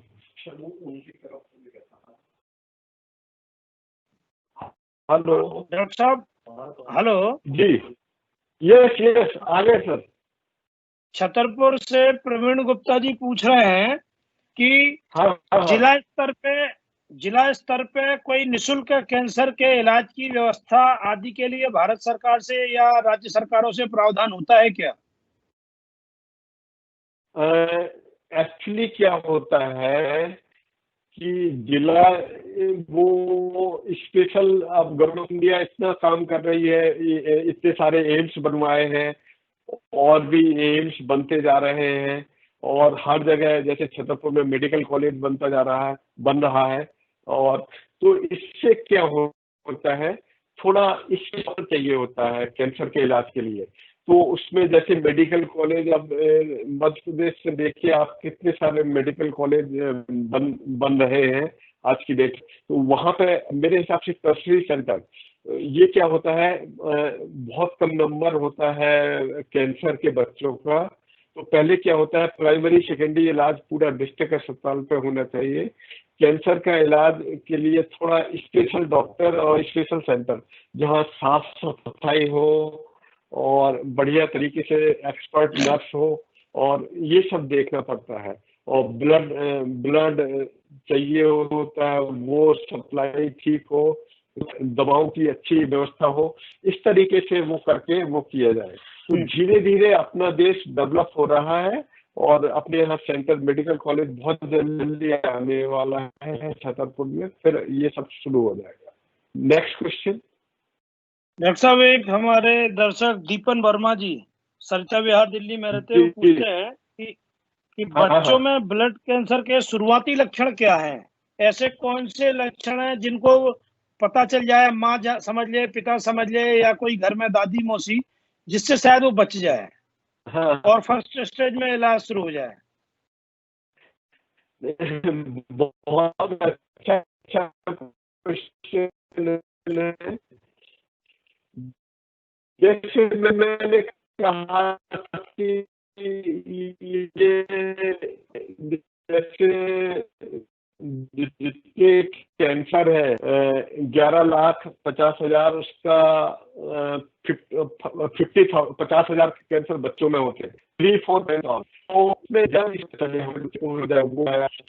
खाने और खेलने पढ़ाई करें, उसमें आप ज्यादा पढ़ेंगे। अब जब सबका मतलब यही होता है, और ब्लीडिंग मैनिफेस्टेशन, ब्लीडिंग कई जगह से होती है, और आपके खून बनने की फैक्ट्री बंद हो जाती है या कम हो जाती है, और बोन पेन होता है, और फीवर होता है, loss of appetite, loss of weight. तो उसमें संभावना रहती है, कभी भी आप नहीं कह सकते ये कैंसर है। आप सस्पेक्ट कर सकते हैं ये लक्षण कुछ है, तो पहले जो बहुत सारी बीमारियां हैं उनको रूल आउट करना है, उनको अलग करना है, फिर बाद में एक लास्ट कैंसर सोचते हैं। तो आपको परेशान नहीं होना है, उसके लिए अच्छा सीबीसी और पेरिफेरल स्मीयर, आप सरता बिहार में रहते हैं, आप लोग के सामने रहते हैं, और आप अगर बेसिक वो कराते हैं टेस्ट, तो उससे सब पता चल जाता है। तो आपको परेशान होने की जरूरत नहीं है। बच्चों को खेलना कूदना चाहिए और पढ़ाई करना चाहिए। Next question.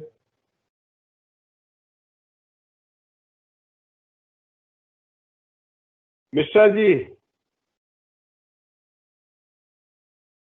डॉक्टर साहब, अगला क्वेश्चन। हाँ, हमारे 4-5 दर्शकों का एक ही सवाल है। हमारे विजय तिवारी सतना से हैं, मनीष सिंघल हैं, शंकर दयाल त्रिपाठी हैं, विकास सिंह हैं, और ये पूछ रहे हैं कि विजय दुबे हैं, लिम्फोमा क्या होता है और कितने प्रकार का होता है? ये बहुत अच्छा क्वेश्चन है। इसमें क्या होता है, अगर जो इम्यूनो सेल होते हैं लिम्फेटिक सिस्टम में, उनका डिवाइड होके बढ़ जाना लिम्फोमा कहलाता है, बी सेल पर्टिकुलरली। और इसमें क्या होता है, दो टाइप के होते हैं, हॉजकिंस लिम्फोमा, नॉन हॉजकिंस लिम्फोमा।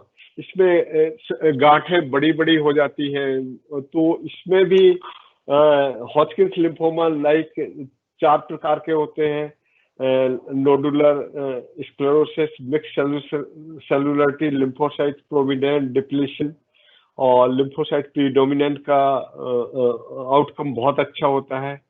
और इसी प्रकार नॉन हॉजकिंस लिम्फोमा, उसमें like Burkitt lymphoma, lymphoblastic lymphoma, anaplastic differentiated lymphoma, 4 type के होते हैं। और इनका क्योर रेट 90% होता है, हॉजकिंस का, नॉन हॉजकिंस का 80% होता है। और एक बार डायग्नोज हो जाए तो बहुत अच्छा संभावना होती है इलाज की। हमारे पास बहुत सारे बच्चे हैं जो हॉजकिंस, नॉन हॉजकिंस लिम्फोमा इलाज कराने को आते रहते हैं। बट मैं ये कहूंगा कि उसमें आपको एक बार ट्यूबरक्लोसिस के लिए और ऐसे बच्चों में देख लेना चाहिए, क्योंकि आपके यहाँ टीबी बहुत कॉमन बीमारी है और इसका एसोसिएशन HIV भी देखना चाहिए, क्योंकि HIV और कैंसर का एसोसिएशन होता है, लाइक नॉन हॉजकिंस लिम्फोमा और कैपोक्सी सार्कोमा। HIV और कैंसर में दोनों में एक दूसरे के साथ रहते हैं। और दूसरा, जैसे टीबी की बीमारी है, टीबी में 30% चांसेस होते हैं ये लिम्फोमा के कैंसर वो HIV होने के, और इसमें भी 30% चांसेस होते हैं।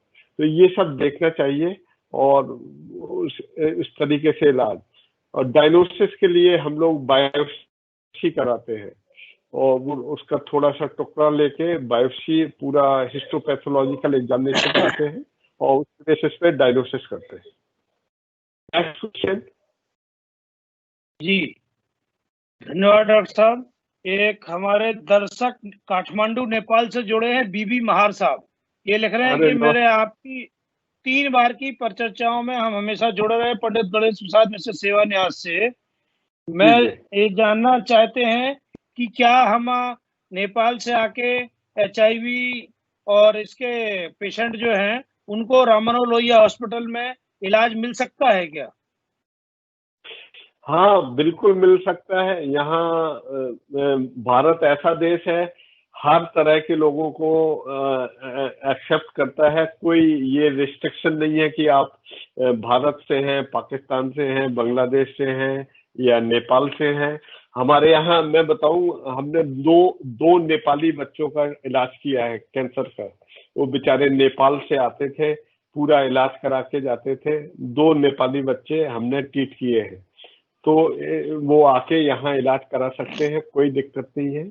और यहाँ सरकारी अस्पतालों में उनका इलाज संभव है। धन्यवाद डॉक्टर साहब। इसका मतलब है कि पंडित गणेश प्रसाद मिश्र सेवा न्यास की स्वास्थ्य परिचर्चा में भारत के बाहर के लोग भी जुड़े हैं। मैं बाहर से जुड़े हुए अपने दर्शकों का हृदय से स्वागत करता हूं। मनोज सिंह जापान में हैं, हमारे भारत के रहने वाले ही हैं। सचिन त्रिपाठी US से हैं, चंद्रकांत पटेल जी US में हैं, राकेश शर्मा ये जापान में रहते हैं, और हेमंत बीबी महार साहब ये नेपाल के हैं। अभी एक बहुत बढ़िया एक उत्तर प्रदेश के बदायूं जिले में बिलसी से श्री विवेक राठी जी सवाल पूछ रहे हैं कि बार बार आपकी चर्चा में लाइव क्वेश्चन आ रहा है कि बोन मैरो ट्रांसप्लांट की आप चर्चा कर रहे हैं, तो what is bone marrow transplant? हाँ, ये बहुत अच्छा सवाल पूछा है। इसमें क्या होता है कि अगर हमारी जैसे ल्यूकीमिया में है, और एक्यूट लिम्फोब्लास्टिक ल्यूकीमिया और एक्यूट माइलॉइड ल्यूकीमिया में अगर फर्स्ट लाइन थेरेपी फेल होती है, सेकंड पे जाते हैं, अगर वो फेल होती है तो वहाँ बोन मैरो ट्रांसप्लांटेशन का इंडिकेशन बन जाता है। और एक्यूट माइलॉइड ल्यूकीमिया में आफ्टर फर्स्ट रिमिशन के जाने के बाद बोन मैरो ट्रांसप्लांट, इसमें क्या होता है कि बोन मैरो ब्लड सेल को प्रोड्यूस करती है, मतलब वहां से ब्लड सेल वहीं पे बनते हैं, RBC, WBC और प्लेटलेट। अगर वो डिसीज मैरो उसमें क्या होता है, हिंदी में मैं बताऊंगा, खराब मैरो को अच्छी स्वस्थ हेल्दी मैरो के द्वारा रिप्लेस कर दिया जाता है। और उसमें जैसे एलोजेनिक ट्रांसप्लांटेशन होता है, एक ऑटोलॉगस ट्रांसप्लांटेशन होता है। उसमें एलोजेनिक ट्रांसप्लांटेशन में फैमिली मेंबर्स दे सकते हैं, और उसमें या अदर्स अनरिलेटेड डोनर भी दे सकते हैं। ऑटोलॉगस में खुद ही के द्वारा दिया जाता है। और इसका मैं बताऊं, बहुत अच्छे सेंटर हैं अपने यहाँ, लाइक एम्स में। हमारे यहाँ हम सब कुछ करते हैं, chemotherapy, radiotherapy, surgery. But bone marrow transplantation बहुत सरकारी में, like all India institute of medical sciences, वहाँ पे बोन मैरो ट्रांसप्लांटेशन का सेंटर है। और डॉक्टर मिश्रा जी, मैं बताऊं आपको कि इंदौर में जो एमजीएम मेडिकल कॉलेज है, मैं वहाँ जाता रहता हूँ परीक्षा लेने। वहाँ अच्छा। पे हाँ, बोन मैरो ट्रांसप्लांटेशन का बहुत बड़ा मध्य प्रदेश गवर्नमेंट ने सेंटर 2-3 साल पहले खोला है, और बहुत अच्छा चल रहा है। सरकारी है, मतलब फ्री में इलाज होता है, मतलब कुछ पैसे खर्च करने पड़ते हैं अपने लिए, बट सरकार जो बढ़िया इलाज कर सकती है बोन मैरो ट्रांसप्लांटेशन का, और वो दिया जाता है। तो जिसमें इंडिकेशन, जिसमें जरूरत होती है बोन मैरो ट्रांसप्लांटेशन की, वो अवेलेबल है। और कैंसर वाले बच्चों में जब इंडिकेशन होता है तो हम जो बच्चे मध्य प्रदेश में हैं, तो वहाँ पे भी बढ़िया मेडिकल सेंटर है, जहाँ पे इंदौर मेडिकल कॉलेज में बोन मैरो ट्रांसप्लांट 8 बेडेड उनका 8 या 6 बेडेड मेडिकल सेंटर है, जहाँ पे बोन मैरो ट्रांसप्लांटेशन किया जाता है। Next question. बहुत धन्यवाद डॉक्टर साहब। हमारे को प्रश्न पूछने वालों में सौरभ सिन्हा जी हैं गुरुग्राम से, इंदुभूषण नायक जी हैं निवाड़ी से, अरविंद सिंह पप्पू सतना से हैं, हमारे बड़े न्यास के सक्रिय कार्यकर्ता हैं, जी जी। जानवी त्रिपाठी जी हैं।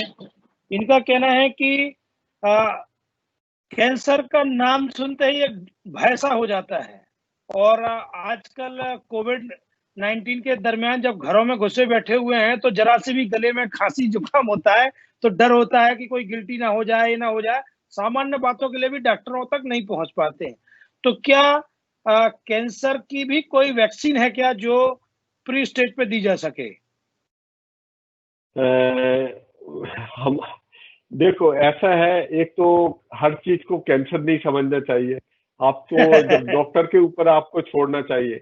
और अगर छोटी मोटी गांठ हो जाती है तो उसको जैसे लिम्फ नोड छोटी मोटी गांठ हो जाती है, तो ये तो बैक्टीरियल इन्फेक्शन में और वायरल इन्फेक्शन में, फंगल मतलब किसी भी इन्फेक्शन में गांठ हो सकती है, और उसका मतलब शॉर्ट कोर्स थेरेपी चलती है और ठीक हो जाता है। तो ये कैंसर नहीं सस्पेक्ट करना चाहिए। उससे ज्यादा मैं इंडिया में ट्यूबरक्लोसिस को सस्पेक्ट करता हूँ। अगर गांठ आती है, नॉर्मल से ज्यादा बढ़ी रहती है, और इन्फेक्शन सब रूल आउट कर लिए, उसके बाद भी परसिस्ट करती है, तो बहुत सारे टेस्ट किए जाते हैं। और फिर हम लोग fine needle aspiration cytology, FNAC कराते हैं। और अगर उसमें कुछ आता है, वो भी तभी कराते हैं जब उसकी जरूरत होती है, और तभी सस्पेक्ट करते हैं। ऐसे डरना नहीं चाहिए। आप स्वस्थ हैं, अच्छे रहिए, और गांठ हाट के बारे में ज्यादा परेशान नहीं होना चाहिए। ये डॉक्टर को समझना चाहिए, डॉक्टर सब ठीक करता है। Next question doctor Mishra ji. धन्यवाद डॉक्टर साहब। ये हमारे दर्शक शायद नाम नहीं आया है, लेकिन वो पूछ रहे हैं कि बच्चों को सुबह सुबह खाली पेट दूध पिलाना चाहिए या नहीं। बच्चे की उम्र लगभग 5 वर्ष है। इस विषय का क्या संबंध है मुझे मालूम नहीं, लेकिन स्क्रीन पे शो हो रहा है, इसलिए मैंने कहा आपसे पूछ लेता हूँ। बच्चों बस से संबंधित सवाल। मैं बस यही जवाब दूंगा, हमारे बच्चे भी सुबह सुबह दूध पीते हैं, और अच्छी बात है, दूध पिलाना चाहिए। बट एक चीज है कि जैसे आप सुबह दूध देते हैं और शाम को दूध देते हैं, मतलब कोई एक टाइम देता है, कोई 2 टाइम देता है, तो ये सब ठीक है। लेकिन बच्चों को 4 बार 6 बार दूध नहीं देना चाहिए। क्योंकि क्या होता है कि उसमें बच्चों का जो स्टमक होता है, पेट होता है जिसको कहते हैं, वो छोटा होता है साइज में, तो पूरा दूध से भर जाता है। तो वो जो सॉलिड फूड होता है, जैसे जो अपन लोग खाते हैं खाना, वो कम खाते हैं, तो इससे ग्रोथ में थोड़ा फर्क फर्क पड़ता है। तो इसलिए बच्चों को दूध सुबह शाम ले सकते हैं, बट ज्यादा, इसके अलावा ज्यादा दूध नहीं देना चाहिए। और जो अपन खाते हैं शेप, वही चीज बच्चों को खिलानी चाहिए। इससे क्या होता है, उनका बच्चों का ग्रोथ और रिक्वायरमेंट सब पूरा हो जाता है और कैलोरी मिल जाती है। इससे बढ़िया स्वस्थ हेल्दी बच्चे होते हैं। Next question.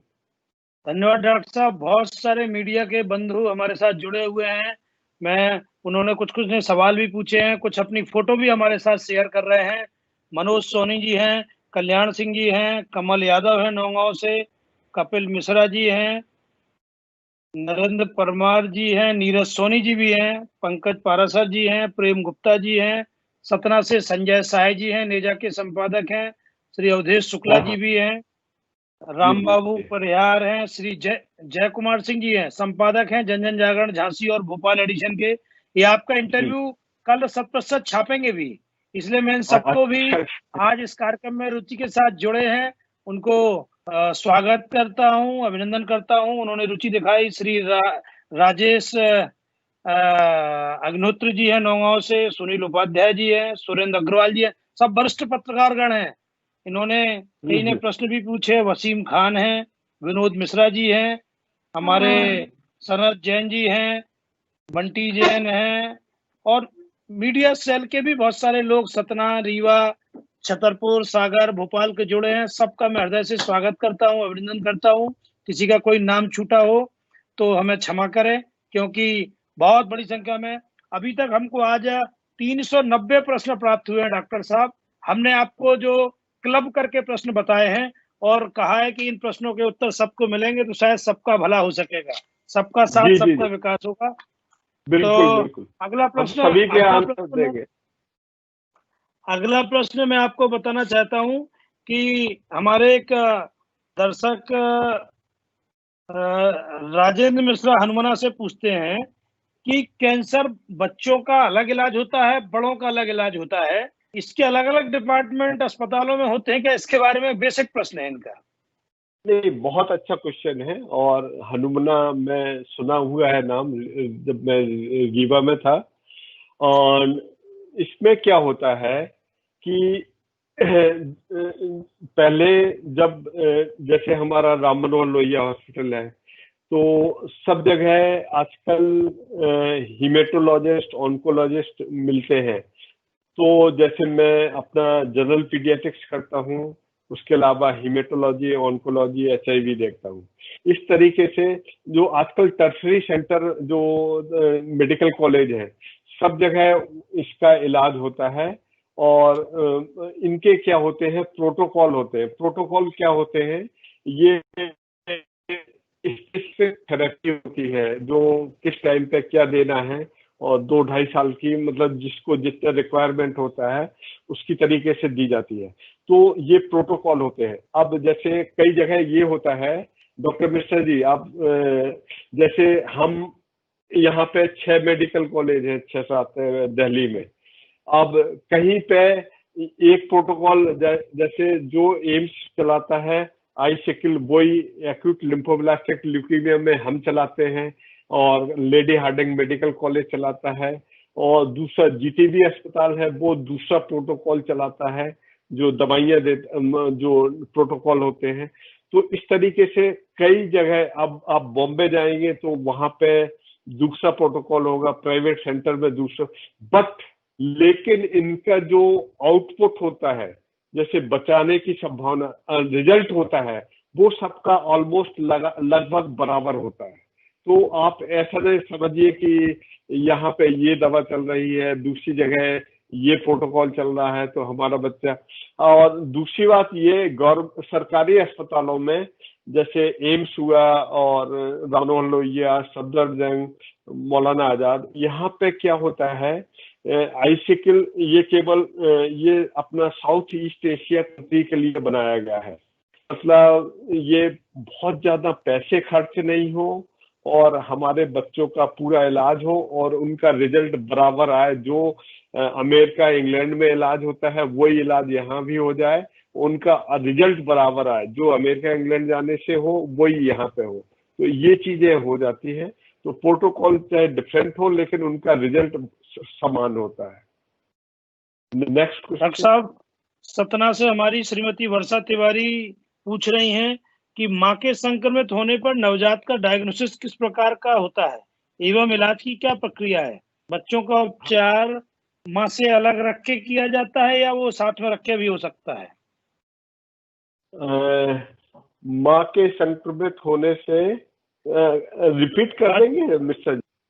ये पूछ रही हैं कि मां के संक्रमित होने से, HIV पॉजिटिव होने से बच्चे का डायग्नोसिस कैसे करते हैं और इसके इलाज की प्रक्रिया क्या है? ये बहुत अच्छा सवाल है। और इसमें क्या करते हैं, जैसे बच्चा डिलीवर, सबसे पहले माँ से मैं शुरू करता हूँ।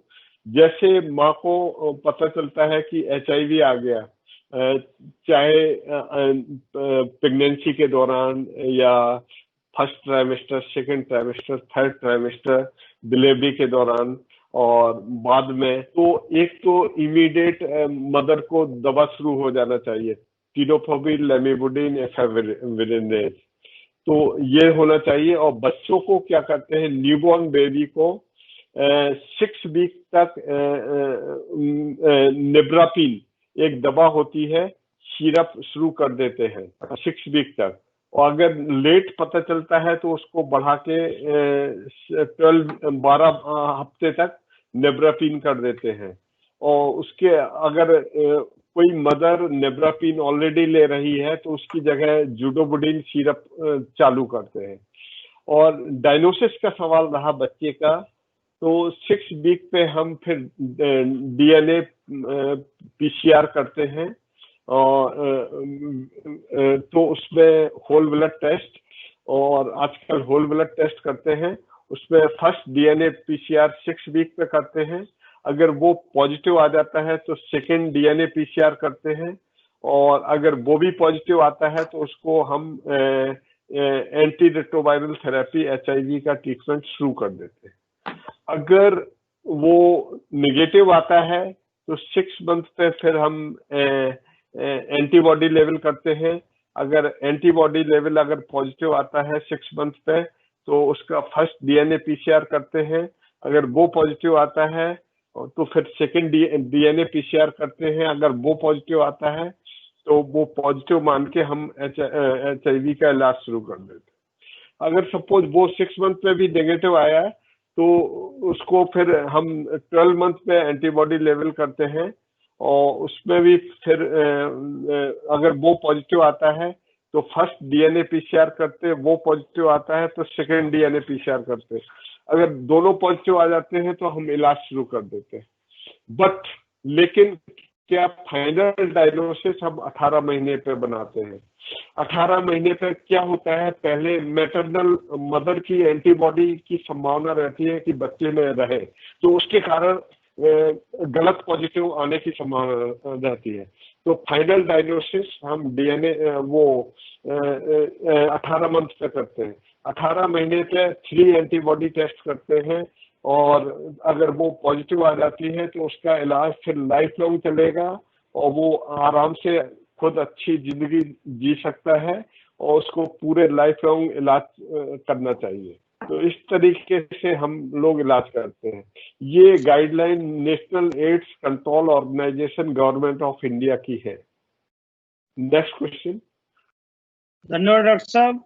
हमारे साथ दिल्ली से प्रसिद्ध समाज सेवी न्यास के सहयोगी श्री सत्यभूषण जी जैन जुड़े हैं, श्री गोविंद जी अग्रवाल जुड़े हैं, सतना से श्री संजय सिंघई जुड़े हैं, श्री आदित्य अग्रवाल जी हैं। इन्होंने प्रश्न भी बहुत अच्छा पूछा है। आदित्य जी पूछ रहे हैं, क्या ज्यादा मोबाइल के इस्तेमाल से भी कैंसर की संभावना होती है? डॉक्टर साहब, लोग कहते हैं कान के पास रखने से होता है, पॉकेट में डालने से होता है, पैंट की जेब में डालने से, अलग अलग अंगों में कैंसर हो सकता है। इसके बारे में कोई रिसेंट रिसर्च आई है क्या? और नहीं, बच्चे तो मैंने भी आजकल बच्चे तो दूध पीने में भी मोबाइल से खेलते खेलते दूध पीते हैं, खाना खाते हैं। हाँ तो हाँ। इससे कितना फर्क पड़ता है, क्या करना चाहिए? ये क्वेश्चन आपको याद हो तो वो शायद डॉक्टर वेद चतुर्वेदी साहब से भी पूछा हाँ, गया था। उनसे उनसे भी पूछा था, हाँ आप सुन रहे थे उस हाँ दिन भी। हाँ हाँ। तो मैं कहता हूँ कि वाइब्रेशन से अब अभी क्या रिसर्च चल रही है, अभी बिल्कुल प्रूव्ड नहीं है कि इससे हो सकता है। तो अभी आप ये धारणाएं हैं। अभी क्या होता है वो जैसे विदेशों में क्या होता है कि कहीं से थोड़ा बहुत वो बच्चे ट्रायल किया और वो पब्लिश कर दिया, तो उसको साइंटिफिक रिसर्च नहीं मानेंगे। जब तक प्रूव नहीं हो जाता है तब तक बिल्कुल ये धारणाएं हैं, बिल्कुल मिथ्या है। इसका क्लियर कट आंसर नहीं है। Next question. धन्यवाद। धन्यवाद डॉक्टर साहब। हमारे एक दर्शक विनय जांगड़ मध्य प्रदेश के मंदसौर से पूछ रहे हैं, और एक हाँ पूर्व हाँ सांसद हमारे बिहार से हैं, पासवान जी। ये पूछ रहे हैं कि इतनी अच्छी स्वास्थ्य परिचर्चा हो रही है और डॉक्टर साहब सब जानकारियां दे रहे हैं, ग्रामीण क्षेत्र दिल्ली में तो ये सब सुविधाएं उपलब्ध हैं, क्या हमारे गांव में, क्षेत्र में कोई ऐसी सूची है जहां पे हम लोगों को बता सके कि कैंसर का इलाज भारत सरकार या बिहार सरकार के द्वारा इन इन स्थानों पर की जाती है? इसका प्रचार प्रसार में थोड़ी आवश्यकता लगती है। अच्छा हाँ प्रश्न है पा, इनका। हाँ, पासवान जी साहब ने बहुत अच्छा क्वेश्चन किया। और इसका इलाज देखिए, यहाँ पे दिल्ली में तो 6-7 मेडिकल कॉलेज हैं। और मैं सोचता हूँ जो बिहार में जितने मेडिकल कॉलेज है सभी इलाज करते हैं। और जैसे पटना में पीएमसीएच और एम्स और इंदिरा गांधी मेडिकल कॉलेज, ये सब इसका इलाज करते हैं। और हमारे स्टूडेंट भी कई वहाँ पे हैं। तो सब जगह एक्चुअली इसका जहां जहां मेडिकल कॉलेज है, मेरा मतलब टर्सरी सेंटर है, वहां सब जगह इलाज संभव है। और दिल्ली में हर मेडिकल कॉलेज में इसका इलाज होता है। धन्यवाद डॉक्टर साहब। हमारे साथ अनेक दर्शक जुड़े हैं। कटनी से अम्बरीश वर्मा हैं, हिमांशु मिश्रा चेन्नई से हैं, अंशु भोपाल से हैं, अवधेश जी हरपालपुर से हैं, उमेश रावत हैं कटनी से, देवेंद्र दुबे भोपाल से, डॉक्टर प्रभास शंकर शुक्ला जी ये पंतनगर से जुड़े हुए हैं, एग्रीकल्चर के जी प्रोफेसर हैं जी वहाँ, गिरधर माथनकर शहडोल से हैं, साकेत मिश्रा हैं दिल्ली से जो नौगांव में इन दिनों हैं, हमारे साथ ममता यादव जी हैं, मंगल गोयल जी हैं, मनीषा जी हैं भोपाल से। बहुत सारे दर्शक जुड़े हैं और ये जी चर्चा जी में बड़ी रुचि ले रहे हैं। इनका कहना है कि कैंसर कितने प्रकार का होता है। हमने आज की जो चर्चा रखी बच्चों का कैंसर, ये कह रहे हम्म, बच्चों का अलग है, महिलाओं का अलग है, बड़ों का अलग है, बुजुर्गों का अलग है। ऐसे कितने प्रकार का कैंसर होता है? सबके जायज सवाल हैं, तो एक बार इनको भी बताएं। हमारे नीशू भोपाल से हैं, प्रकाश अवस्थी जी हैं शाजापुर मध्य प्रदेश से, प्रवीण नायक हैं, डॉक्टर पुरुषोत्तम गंगेले हैं छतरपुर से, हमारे रेखा अवस्थी जी हैं छतरपुर से। बहुत लोग लगातार जुड़ते जा रहे हैं। मैं देख रहा हूं हमारी स्क्रीन पर डॉक्टर साहब अभी तक एक 1500 से ऊपर 1504 लोग अभी तक जुड़े हैं। आज शायद कहीं कहीं बहुत पानी बरस रहा है, कई जगह बिजली अच्छा। नहीं है छोटे क्षेत्रों में। हमारे जी जी। वीरेंद्र सराफ लव कुश नगर से फोन करके पूछ रहे हैं कि साहब बिजली नहीं है, डॉक्टर साहब को कब तक बैठाओगे या खत्म हो जाएगा? तो हम सबको आश्वस्त कर रहे हैं, जहाँ जहाँ बिजली नहीं है, पानी नहीं है, कुछ दिक्कत है, ये हम YouTube पे एडिट करके इसके अंश डालेंगे। वो YouTube से पंडित गणेश प्रसाद मिश्र सेवा न्यास को सब्सक्राइब करके सुन सकते हैं, बाद में भी देख सकते हैं, और चाहे जितनी बार सुन सकते हैं, और जी जी। उसका लाभ ले सकते हैं। तो हम अपने सभी दर्शकों से जो देश भर के अलग अलग क्षेत्रों से जुड़े हैं, उनके सवालों के आधार पर कहते कैंसर कितने प्रकार का होता है, मूल बात पे आ जी गए जी। लोग लौट के। जी जी। कैंसर सभी अंगों में हो सकता है शरीर के। सो सबसे पहले शुरू करते हैं ब्लड कैंसर। ब्लड कैंसर इसमें जैसे मैंने बताया, इसको ल्यूकीमिया बोलते हैं। और acute lymphoblastic leukaemia and acute myeloid leukaemia और अदर्स टाइप। और इसके अलावा फिर इसके बाद हॉटकिन्स लिम्फोमा होता है, जो immuno cell lymphatic lymph node में होते हैं उनमें डेवलप हो जाता है। तो ये 2 टाइप का होता है, Hodgkin's lymphoma, non Hodgkin's lymphoma. उसके बाद आता है ब्रेन ट्यूमर। ब्रेन ट्यूमर में astrocytoma, ependymoma, glioblast, there are so many types of cancer in the brain. और फिर उसके बाद सॉलिड ट्यूमर। सॉलिड ट्यूमर वो होते हैं जो ब्लड से, ब्रेन से, इम्यूनो सेल से नहीं, तीनों जगह को छोड़ के दूसरी चीजों से डेवलप होते हैं, उनको हम सॉलिड ट्यूमर कहते हैं। जैसे बोन में, हड्डी में ओस्टियोसार्कोमा, और मसल्स में रेब्डोमायोसार्कोमा, और न्यूरोब्लास्टोमा जो नर्व सेल में हो जाता है, एड्रिनल ग्लैंड में। और इसके अलावा किडनी में बिल्स ट्यूमर, और इस तरीके से हर अंग में कैंसर हो सकता है। और mainly leukaemia, lymphoma, solid tumour, brain tumour, 4 प्रकार। Next question. धन्यवाद डॉक्टर साहब। एक हमारे दर्शक सचिन त्रिपाठी यूएस से पूछ रहे हैं कि अच्छा, मेरे चाचा जी को कैंसर था, उनके दूसरी बेटी को भी था, बच्चे को था, क्या ये वंशानुगत होने वाली बीमारी है क्या कैंसर? इसके बारे में पूछना चाहते थे। ऐसे ही कई लोगों ने सवाल पूछा है। सतना से जानवी त्रिपाठी का भी सवाल है, विनोद सिंह मुंबई से पूछ रहे हैं, और संजय नगायत जी पूछ रहे हैं क्या ये वंशानुगत बीमारी है, और अगर है तो इसको कैसे चेन को तोड़ा जा सकता है? बहुत अच्छा सवाल है, और ये सभी के दिमाग में उत्पन्न होता है कि भाई ये वंशानुगत बीमारी तो नहीं है, अनुवांशिक। तो जैसे मैंने बताया कि इसकी बच्चों में अननोन इटियोलॉजी है और इडियोपैथिक ज्यादा है, मतलब कोई कारण नहीं है। और ऑल्दो कुछ चीजों में जेनेटिक और इन्वायरमेंटल फैक्टर, रिस्क फैक्टर हो सकते हैं। जैसे बच्चों में डाउन सिंड्रोम हुआ, ब्लूम सिंड्रोम हुआ, other syndrome, it is associated with many syndromes. तो अभी तक जो रिसर्च चल रही है, लेकिन अभी तक क्लियर कट नहीं है। जैसे हम लोग रिस्क फैक्टर देखते हैं, साइटोजेनेटिक्स एनालिसिस करते हैं, जो हाइपोडिप्लॉइडी या फिलाडेल्फिया क्रोमोसोम होता है, उसमें प्रोग्नोसिस बैड होती है। तो इसमें अभी रिसर्च चल रही है और अभी तक अननोन इटियोलॉजी है। जहां तक बड़े लोगों की सवाल है, उसमें जैसे हमने बताया था, तम्बाकू उपयोग करने से, स्मोकिंग करने से, और ड्रिंकिंग अल्कोहल यूज करने से, सनलाइट, एक्सेसिव सनलाइट एक्सपोजर कहेंगे, ओबेसिटी से बड़ों में कैंसर होने की संभावना रहती है। और तो अभी तक बिल्कुल प्रूव्ड नहीं है इसका जेनेटिक्स का जो पूछा गया है।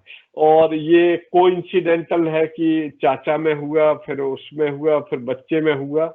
ये मतलब बहुत ही मतलब हो सकता है, बट बहुत ही मतलब rare, you can say rare cases में होता है। Next question. धन्यवाद डॉक्टर साहब। एक हमारे दर्शक का और भी इंटरेस्टिंग सवाल है।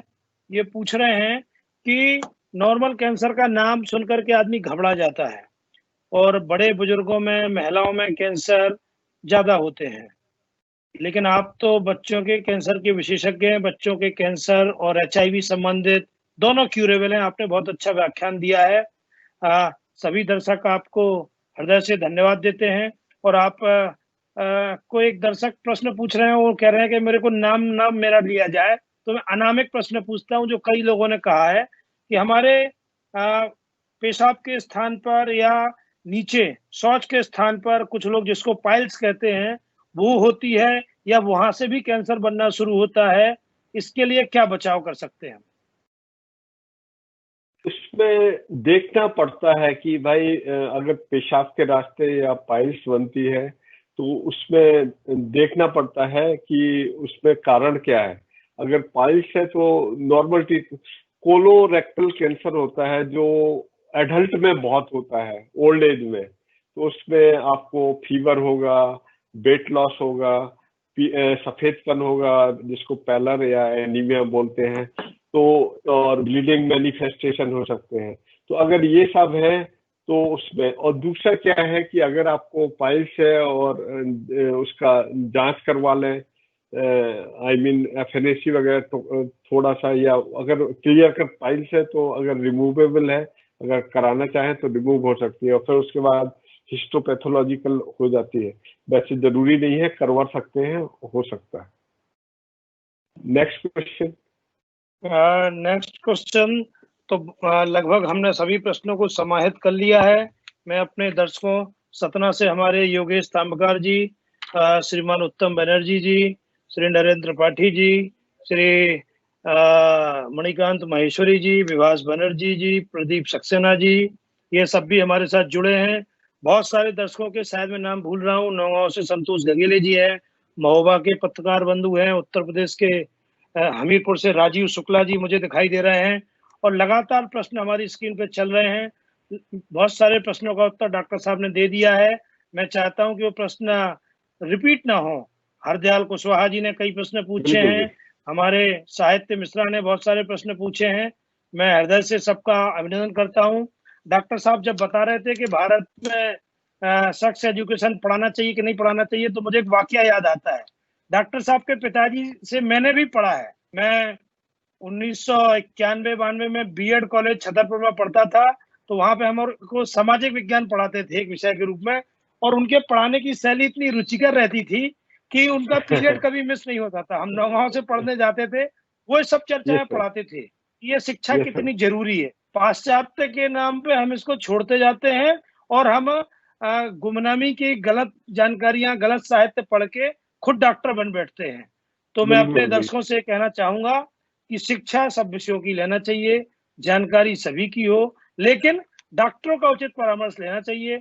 डॉक्टरी परामर्श के बिना दवाइयां शुरू ना करें, डॉक्टरी परामर्श के बिना कोई टेस्ट शुरू ना करें। पंडित गणेश प्रसाद मिश्र सेवा न्यास भी यही चाहता है कि हमें क्षेत्र के, देश दुनिया से जो भी इनपुट आते हैं, अभी भी बहुत लोगों के प्रश्न शायद आ गए हैं, नहीं आ पाए होंगे, मैं उनको, हृदय खरे जी ने भी कुछ प्रश्न पूछे हैं, हमारे, उन सबका मैं हृदय से धन्यवाद करता हूं। प्रवीण नायक जी नोएडा से पूछ रहे हैं, अरविंद सिंह सतना से पूछ रहे हैं, अखिलेंद्र सिंह परिहार जबलपुर से पूछ रहे हैं, एडवोकेट है। मैं सबका हृदय से स्वागत करता हूं, अभिनंदन करता हूं, वंदन करता हूं। और पंडित गणेश प्रसाद मिश्र सेवा न्यास की आज 5वीं परिचर्चा मैं यहीं समाप्त करने की अनुमति चाहता हूं सबसे। कोई गलती हुई हो, भूल चूक हुई हो तो क्षमा करें। अगले शुक्रवार को मेरे कई दर्शकों ने हमको सुझाव दिए हैं, लिख करके बताया है, और उन्होंने कहा है कि कोई नए विषय पर चर्चा हो। तो आज हमने सोचा है कि सब लोगों ने अनुमति दी, और उन्होंने कहा कि हमें वर्तमान में पूरे लॉकडाउन पीरियड, कोरोना काल में हम एक शब्द सुनते रहे, डिजास्टर मैनेजमेंट, आपदा प्रबंधन। आपदा प्रबंधन के चेयरमैन भारत सरकार के गृह मंत्री, गृह सचिव होते हैं। उसके बाद फिर जिलों में जिलाध्यक्ष होते हैं। सबने अलग अलग प्रकार के, अनेक प्रकार के बचाव के ऑर्डर निकाले। अभी हम लॉक 2, 3, 4 से अनलॉक 1 पे चले हैं। तो जो पहले रिंगटोन लॉकडाउन की होती थी, अनलॉक की शुरू हो रही है। तो कृपा करके अनलॉक के समय में सब लोग अपने घरों पर रहें, सुरक्षित रहें, जब जरूरत हो तभी चलें, और इसलिए यही बचाव का साधन है। श्रीमती डॉक्टर अंजलि क्वात्रा, जो disaster risk and safety management की संस्थापक अध्यक्ष हैं फिलैंथ्रोप की, वो हमारे बीच में अगले शुक्रवार को शाम को 7 बजे से 8:30 बजे तक जुड़ेंगी। इसमें हमने 5-6 विषय चुने हैं, उनके बारे में हम व्हाट्सएप ग्रुप के माध्यम से सूचनाएं देंगे। डॉक्टर अंजलि क्वात्रा जी हमारे अगली वेबिनार की अतिथि होंगी, जिसमें हम गांव में छोटी छोटी आपदाएं, संकट आते हैं, उनसे कैसे बच सकते हैं, जीवन के लिए भी महत्वपूर्ण विषय है। मैं डॉक्टर आलोक हेमल जी, उनके हॉस्पिटल के स्टाफ के, स्टूडेंट, टीम, सबका हृदय से धन्यवाद करता हूँ। रंजीत कुमार जी, संकल्प ने पूरी अच्छी आईटी की व्यवस्थाएं जोड़ी हैं। माइक्रोसॉफ्ट टीम का भी धन्यवाद करता हूं कि बिना व्यवधान के आज हमारे बीच में, लगता है कि गिनती हम बाद में बताएंगे, थोड़े 1-2 घंटे में काउंटिंग आती है, सभी के उत्तर आते हैं। लगभग 1500 के आसपास लोग जो है जुड़े होंगे हमारे साथ। हम उन सबका भी, दर्शकों का हृदय से स्वागत करता हूं। मुझे हमारे साकेत मिश्रा ने एक फोटो भेजी है, जिसमें वो परिवार के साथ स्पीकर लगा के बड़ी टीवी के साथ जुड़े हुए हैं। हमारे ऐसे दर्शकों साहित्य मिश्रा, शिवम द्विवेदी, गजेंद्र सोनकिया, प्रतीक सक्सेना, इन सब का, प्रतीक भट्ट जी का, पुष्पेंद्र नाथ पाठक जी, पूरे विधायक जी का मैं हृदय से स्वागत करता हूं, अभिनंदन करता हूं। उन्होंने इस कार्यक्रम को सफल बनाने में सहयोग किया। श्रीमान राजू सरदार जी छतरपुर के वरिष्ठ पत्रकार हैं, वो भी हमसे जुड़े हैं। प्रदीप खरे, इन्होंने सबने समाचारों में भूमिका निर्वहन की है। नीरज सोनी ने, हमारे दैनिक भास्कर के खरे जी ने, सबने अपने अपने स्थान से जगह दी है। मनोज सोनी जी का मैं हृदय से आभारी हूँ। और मैं चाहता हूँ कि आज डॉक्टर साहब से जो सार्थक चर्चा हुई है उसका फीडबैक हमको हमारे व्हाट्सएप समूह पे अवश्य दें, और इसी प्रकार से हमें विषय भी बताते रहें। अगली चर्चा 3 जुलाई शुक्रवार शाम 7 बजे तक के लिए हमको अनुमति दीजिए। धन्यवाद, नमस्कार, जय हिंद।